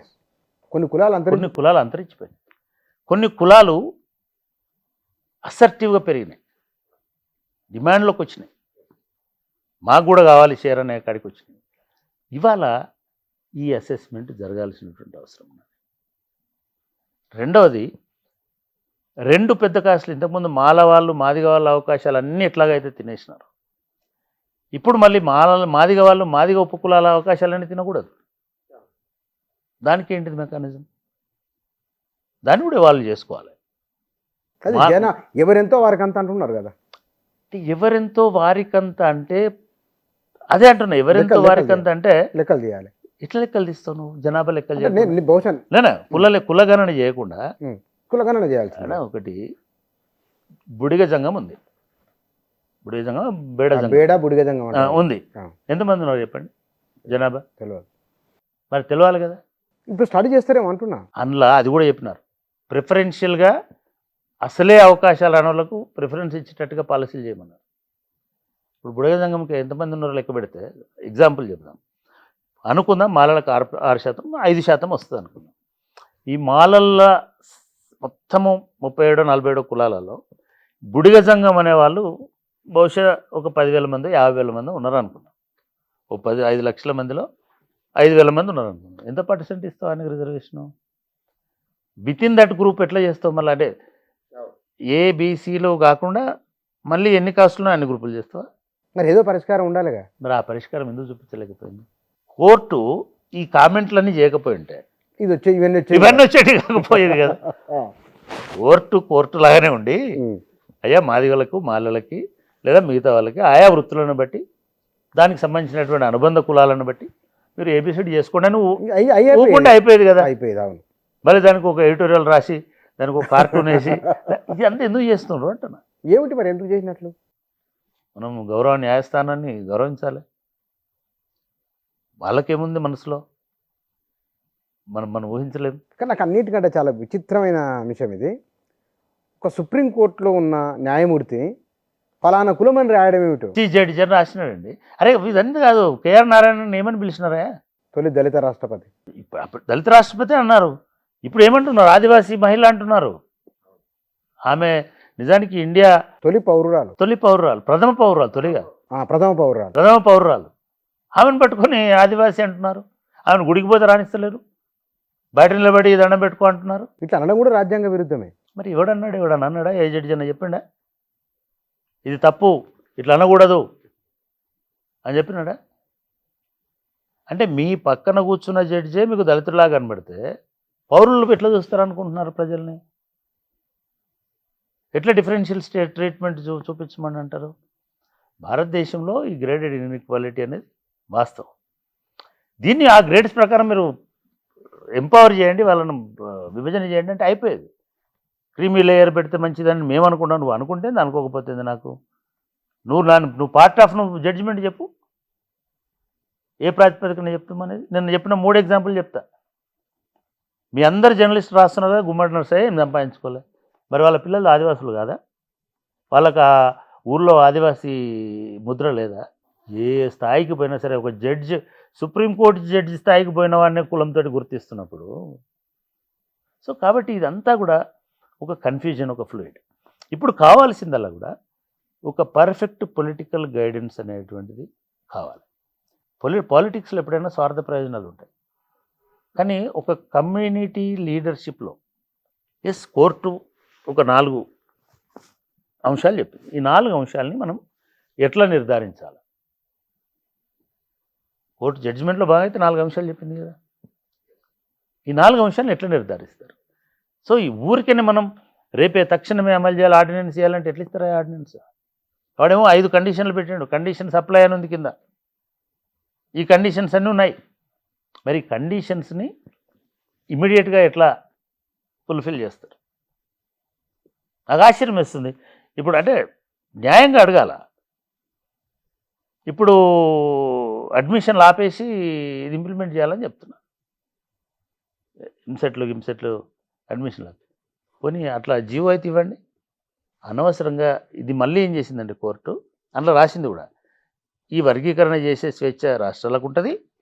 ఒకవేళ ఆ వర్గీకరణ శాస్త్రబద్ధంగా లేదు, సహేతుకంగా లేదు, ఆధారాలతో లేదు అనుకుంటే మీరు కోర్టుకు రండి. మళ్ళీ అంటే ఇది పండోర బాక్స్ ఓపెన్ చేయడం కదా. ఆధారం ఇది సహేతుకమని నిర్ధారించాల్సింది ఎవరు? ఎంపిరికల్గా డేటా తీసుకోండి. అది కూడా కరెక్ట్ అని చెప్పేది ఎవరు? అంటే గవర్నమెంటే. అంటే కమిషన్ వేసి ఇంతవరకు సపోజ్ పొలిటికల్ అంటే మిగతా కాంప్లెక్స్ కాబట్టి, తెలంగాణ రాష్ట్రం పుట్టినప్పటి మనకు చాలా ఈజీ, ఎందుకంటే 10 ఏళ్ళ లెక్కలే కాబట్టి. ఎంతమంది మాదిగ ఎమ్మెల్యేలు వచ్చినారు, ఎంతమంది మాల ఎమ్మెల్యేలు వచ్చినారు, రాజకీయంగా ప్రాధాన్యత ఇచ్చినా ఇవ్వలేదా లెక్క తీస్తారు కదా. అంటే సపోజ్ అనుకుందాం సమానమే ఉంది జనాభా, కానీ ఏం చేస్తావు మరి? ఎట్లా కల్పిస్తావు స్పెషల్ ప్రయారిటీ? ఈ 10 ఏళ్లలో కాలేజీల్లో వచ్చినటువంటి సీట్లను తీసుకుంటాం అనుకుందాం, జనాభా నిష్పత్తి ప్రకారమే ఉందని. ఎవరికి గ్రాస్ ఇంజస్టిస్ జరగలేదు. కానీ అప్పుడు ఏమవుతుంది, ఒక దక్కలైన వస్తాడు, మాకు ఇప్పటివరకు ఒక అవకాశం కూడా రాలేదు, ఒక్క సీట్ ఇంజనీరింగ్లో కూడా మా వాళ్ళు లేరంటాడు. మనం బీసీలలో చూస్తున్నాం, చాకలి కమ్యూనిటీ వస్తున్నారు, రజక, మాకు ఒక్క ఎమ్మెల్యే కూడా ఇవ్వలేదని, మంగళి వాళ్ళు వస్తున్నారు, మాకు ఒక్క. ఇది స్టార్ట్ అవుతుంది బీసీలలో. ఎట్లాంటిది అయితే స్టార్ట్ అయిందో ఇది క్వైట్ న్యాచురల్. ఇది స్టార్ట్ అవుతుంది. అట్లాగే సీట్లలో లెక్కలు తీస్తారు, అన్నీ ఉంటాయి, కాస్ట్ సర్టిఫికెట్లు ఉంటాయి, అన్నీ ఉంటాయి. జాబులు లెక్కలు తీస్తారు. అనుకుందాం రిప్రజెంటేటివ్ సమానం ఉందని, సమానం ఇస్తామా రిజర్వేషన్, కోర్టు చెప్పింది సమానం ఇవ్వమని. కానీ మనం అడుగుతున్నాం జనాభా ప్రాతిపదికన. జనాభా ప్రాతిపదికన ముచ్చట లేదా, వాళ్ళ వెనుకబడుతున్నాము, వాళ్ళ అండర్ రిప్రజెంటేషన్. అంటే మీరు జడ్జిమెంట్ మొత్తం చదివిండ్రా? మొత్తం జడ్జిమెంట్ మొత్తం 548 పేజీలు. అంటే దానిలో మెయిన్ జడ్జిమెంట్ వేరే ఉంటుంది, పాత కేసుకు సంబంధించిన వివరణ వేరే ఉంటుంది.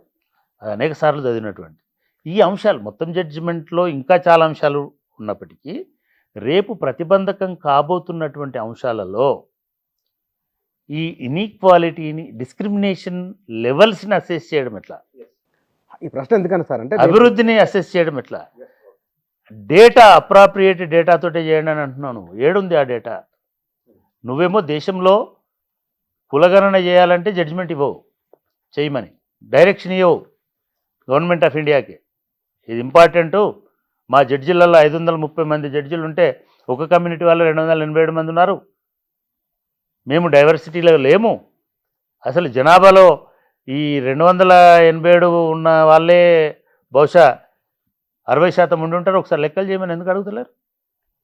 మొన్ననే కదా పార్లమెంట్లో దాని మీద ఒక పార్లమెంటులో ఏం చెప్పినాడు ఆయన, ఒక ఎంపీ లేచి, అరే మీ జడ్జిలలో 60% ఒక్క బ్రాహ్మలే ఉన్నారు, చూపించు మరి 60. బీసీలు తక్కువ ఉన్నారు, బీసీలు లేరు, చాలా తక్కువ మంది ఉన్నారు. మరి చెప్పండి, బీసీలు లేరు అసలు భారతదేశంలో, ఏదో ఒక ప్రాతిపదిక ఉండాలి కదా. ఇది తెలివికి సంబంధించిన, అర్హతకు సంబంధించిన విషయం కాదు, ఇది అవకాశానికి సంబంధించినటువంటి విషయం. ఈ దేశం గర్వంగా ఉండాలి. నేను అన్నారు కదా, ఇది భారతీయ, దీనికి విఘాతం కలిగిస్తుంది కుల సెన్సెస్. మత సెన్సెస్ ఎందుకు చేస్తున్నాం? జనాభా లెక్కలలో మతము కాలం ఎందుకుంది? అది విఘాతం కదా, ప్రజలను విడదీయడం కదా. మేము హిందువులం ఇంతున్నాము, మేము ముస్లింలు ఇంతున్నాము, రెచ్చగొట్టడం కదా. ముస్లింలు ఎంతమంది ఉన్నారో, క్రిస్టియన్లు ఎంతమంది ఉన్నారో, న్యో బౌద్ధులు ఎంతమంది ఉన్నారో, ఈ లెవెల్ దాకా జైనులు ఎంతమంది ఉన్నారో పార్టీ కూడా లెక్కలు, పార్సీ కూడా తీస్తున్నావు కదా, సిక్కులను తీస్తున్నావు కదా. నువ్వు సిక్కులను తీస్తున్నప్పుడు వాని పక్కనే ఉన్న దళితుని తీస్తే ఏమవుతుంది? ఎందుకు తీయవు? దళిత సిక్కులు ఎందుకు తీయవు? అంటే నిజానికి కులం మతం కంటే చాలా ఇది నుంచి ఎక్కువ పీడనను కలిగించేది. మతం పీడనను కలిగించకపోవచ్చు. అందరూ భక్తులాగే నువ్వు కూడా ఒక భక్తుడి ఉండవచ్చు. అయ్యప్ప దగ్గరికి నువ్వు అదే నల్ల బట్టలు కట్టుకొని పోవచ్చు, నీకేం డిస్క్రిమినేషన్ లేదు. నువ్వు కూడా బొట్టు పెట్టుకొని జై రామానుజాయ నమః అంటే నీకు కూడా ఏం పెద్ద ప్రాబ్లం ఉండకపోవచ్చు. కానీ కాస్ట్ అట్లా కాదు కదా, కులం భిన్నమైంది. మరి దాన్ని ఎందుకు లెక్క పెట్టద్దు అంటున్నారు? ఇది సమస్య. నేనేమనుకుంటున్నానంటే ఒకటి ఇమీడియట్గా దీన్ని మాట్లాడుకుంటూనే జనాభా లెక్కలు అనేటువంటివి కుల ప్రాతిపదికన జరగాలి అనేది 2010 నుంచి పెండింగ్లో ఉన్నటువంటి డిమాండ్. దీనికి అప్పుడున్న గవర్నమెంట్, కాంగ్రెస్ గవర్నమెంట్ ఒప్పుకుంది. అప్పుడు ప్రతిపక్షంగా ఉన్న బీజేపీ డిమాండ్ చేసింది. ఇప్పుడు ప్రతిపక్షంలోకి కాంగ్రెస్ అప్పుడు ఒప్పుకుంది, ఇప్పుడు కూడా ఒప్పుకుంటుంది. ఇప్పుడు బీజేపీ ఉల్టా తిరుగుతుంది. ఈ పార్టీల మీద, పార్లమెంట్ మీద బీసీలు, ఎస్సీలు, ఎస్టీలు అందరూ కలిసి ఒక డిమాండ్ పెట్టి ఒత్తిడి పెట్టాల్సినటువంటి అవసరం, ఒత్తిడి పెట్టి దాన్ని సాధించాల్సిన అవసరం ఉంది. దాన్ని సాధిస్తే నీకు ఈ ప్రాబ్లమే ఉండదు. ఇప్పుడు విచిత్రము, వీడు ఎంత విచిత్రమైన కేసులు అంటే వస్తాయి రేపంటే, within the quota, within the సబ్కా, విత్ ఇన్ ది గ్రూప్, మళ్ళా ఆ లెవెల్ ఆఫ్ డిస్క్రిమినేషన్ బట్టి ఉంటుందండి. లెవెల్ ఆఫ్ డిస్క్రిమినేషన్ అనేది ఏంటంటే నువ్వు ఇస్తే ఛాయ్ తాగుతాడు కానీ నీళ్ళు తాగడు, అదా level of what is level of discrimination? ఇది అంటరానితనం కదా. అంటే అసలు కాస్ట్ అంటే వీళ్ళకి అర్థం కాలేదేమో పాపం జడ్జిలకి. దళితులు అంటే అర్థం కాలేదేమో. దళితులు అంటరానితనం అనేటువంటి భారాన్ని మోసి అవకాశాలను పొందలేకపోయినారు. దానిలో మళ్ళీ నువ్వు గ్రేడేషన్ చేయమని అడుగుతున్నావు. లెవెల్ ఆఫ్ డిస్క్రిమినేషన్ గురించి మాట్లాడుతున్నావు. అంటే దాన్ని ఎట్లా డిఫైన్ చేస్తావు? నా దృష్టిలో దక్కలి మోస్ట్ బ్యాక్వర్డ్ అని అనుకుంటాను నేను. అంటే వాళ్ళందరినీ ఏం చేస్తాం?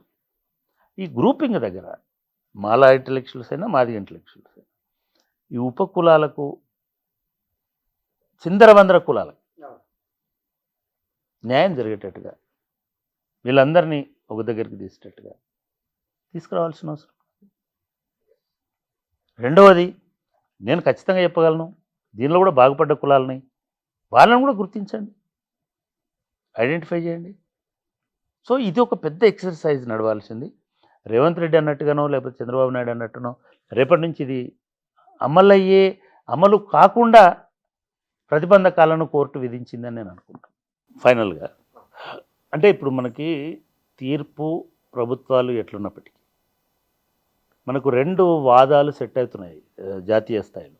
ఒకటి, దళిత మూలాల నుంచి దళితుల చైతన్యాన్ని సమూలంగా నరికివేసేటువంటి చర్యకు ప్రభుత్వాలు దిగుతున్నాయి, దానికి కోర్టు సహకరిస్తుంది అనేటువంటి అభిప్రాయం, లేదా ప్రభుత్వాలు అటువంటి భావనతో ఉన్నాయనేటువంటి అభిప్రాయం ఒక సెట్లోకి వస్తున్నాయి. రెండవది, నార్త్ సౌత్ డివైడ్కి కూడా దారితీస్తున్నది. నార్త్లో ఎట్లా ఏ జాతులు అయితే వ్యతిరేకిస్తున్నాయో సౌత్లో ఆ జాతులు ఆహ్వానిస్తున్నాయి. అంటే దేశవ్యాప్తంగా అన్ని కులాలకు ఒకే స్టేటస్ లేదు. మూడవది, దానిలో ఉన్న అంతర్గతంగా ఉన్నది ప్రిఫరెన్షియల్ ట్రీట్మెంట్ ఇవ్వాలి అనేటువంటి మాటలు. అది సాధ్యమయ్యేదా కాదా అనేది ఉంది. సరే, ఇవి ఎట్లుండి ప్రభుత్వాలు ఎట్లా చేసినప్పటికీ డెఫినెట్గా ఏ రాష్ట్రానికి ఆ రాష్ట్రము, ఆ రాష్ట్రంలో ఉన్న మేధావులు, ఆ రాష్ట్రంలో ఉన్న ఉద్యమకారులు, ఆ రాష్ట్రంలో ఉన్నటువంటి ఈ ఆందోళనలలో ఈ ఉద్యమంలో భాగమైనటువంటి మిగతా వాళ్ళు కొంత విజిలెంట్గా ఉండాలి, కొంచెం సహనంగా కూడా ఉండాలి. నిజంగా కూడా ఏమి పెద్ద విభజన అనేటువంటిది ప్రజాస్వామికం, ఎందుకంటే అది ఒక ఆకాంక్ష, దాన్ని గౌరవించాలి ఎవరైనా సరే. రెండవది, ఇది మొత్తంగా విడదీసేటువంటి స్థితికు లేకపోతే విభేదాలు సృష్టించే దశకు పోకుండా అప్రమత్తంగా ఉండాల్సినటువంటి బాధ్యత మాదిగ సంఘాలకు సంబంధించిన నాయకులకి, ఆ సంఘాలకు సంబంధించినటువంటి మేధావులకు ఉంటుంది. ఇది ఈవెన్ సంఘాలకు సంబంధించినటువంటి వాళ్ళు కూడా దీన్ని ఆహ్వానించాలి. అదేవిధంగా మాదిగలు కూడా ఈ చట్టం రూపొందించే క్రమంలో, ఈ చట్టం లేదు ఇప్పుడు మళ్ళీ ఫ్రెష్గా చట్టం చేయాలంటే మళ్ళీ వాళ్ళు చెప్పిన కోర్టును సాటిస్ఫై చేసి అన్ని చర్యలు తీసుకోవాలని అంటే అది సమయం పట్టేటువంటి అవకాశం ఉన్నది. కాబట్టి ప్రభుత్వాలని తక్షణమే దానికి కావాల్సినటువంటి ఏర్పాట్లను చేయమని అడగాలి. రెండవది, ఇంకొక వాదన కూడా పెట్టచ్చు. మనకు ఇప్పుడు కొత్తగా లెక్కలు తీసి కమిషన్లు వేసి చేసేటువంటి అవకాశం లేదు కాబట్టి మనకు ఆల్రెడీ 2014లో తీసినటువంటి లెక్కలు ఉన్నాయి కాబట్టి, అది సమగ్ర కుటుంబ సర్వేకి సంబంధించినవి ఉన్నాయి కాబట్టి దాన్ని వ్యాలిడేట్ చేసి ఒక కమిషన్ చేసి దాన్ని వ్యాలిడేట్ చేసి ఆ లెక్కలను ఆధారంగా చేసుకొని చేస్తారా చూడాలి. ఈలోపు ప్రభుత్వాలు చర్యలు తీసుకునేంత వరకు అనవసరమైనటువంటి విద్వేషాలు, అనవసరమైనటువంటి ఆవేశాలు, అనవసరమైనటువంటి స్పర్ధలు, అనవసరమైన అనుమానాలు ఉండకుండా దళిత జాతి ఐక్యంగా ఉంటే నిలబడుతుంది, ఐక్యంగా ఉంటే బాగుంటుంది అనేటువంటిది నా అభిప్రాయం. Thank you sir, thank you very much. ఈ వర్గీకరణ అంశానికి, ఎస్సీ రిజర్వేషన్ల వర్గీకరణ అంశానికి సంబంధించి గడిచిన ఈ 2 రోజులుగా విస్తృతమైన చర్చ జరుగుతున్నది. అయితే దీనిపైన కొన్ని అనుమానాలు ఏమున్నాయి, అందులో కొంత లోతైన విశ్లేషణ, అందరి అవగాహన కోసం చేస్తున్న ఒకానొక ప్రయత్నం ఇది. ఇందులో ఈ డిస్కషన్లో ఆ పత్రికల్లో వచ్చిన వార్తలు, జడ్జిమెంటు, భవిష్యత్తు ఎట్లా ఉండవచ్చు ఏమిటనే తదితర అంశాలకు సంబంధించిన ఒక చర్చ ఇది. ఇందులో అవగాహన కల్పించడమే ప్రధానమైన ఉద్దేశంగా భావించాలి. Thank you.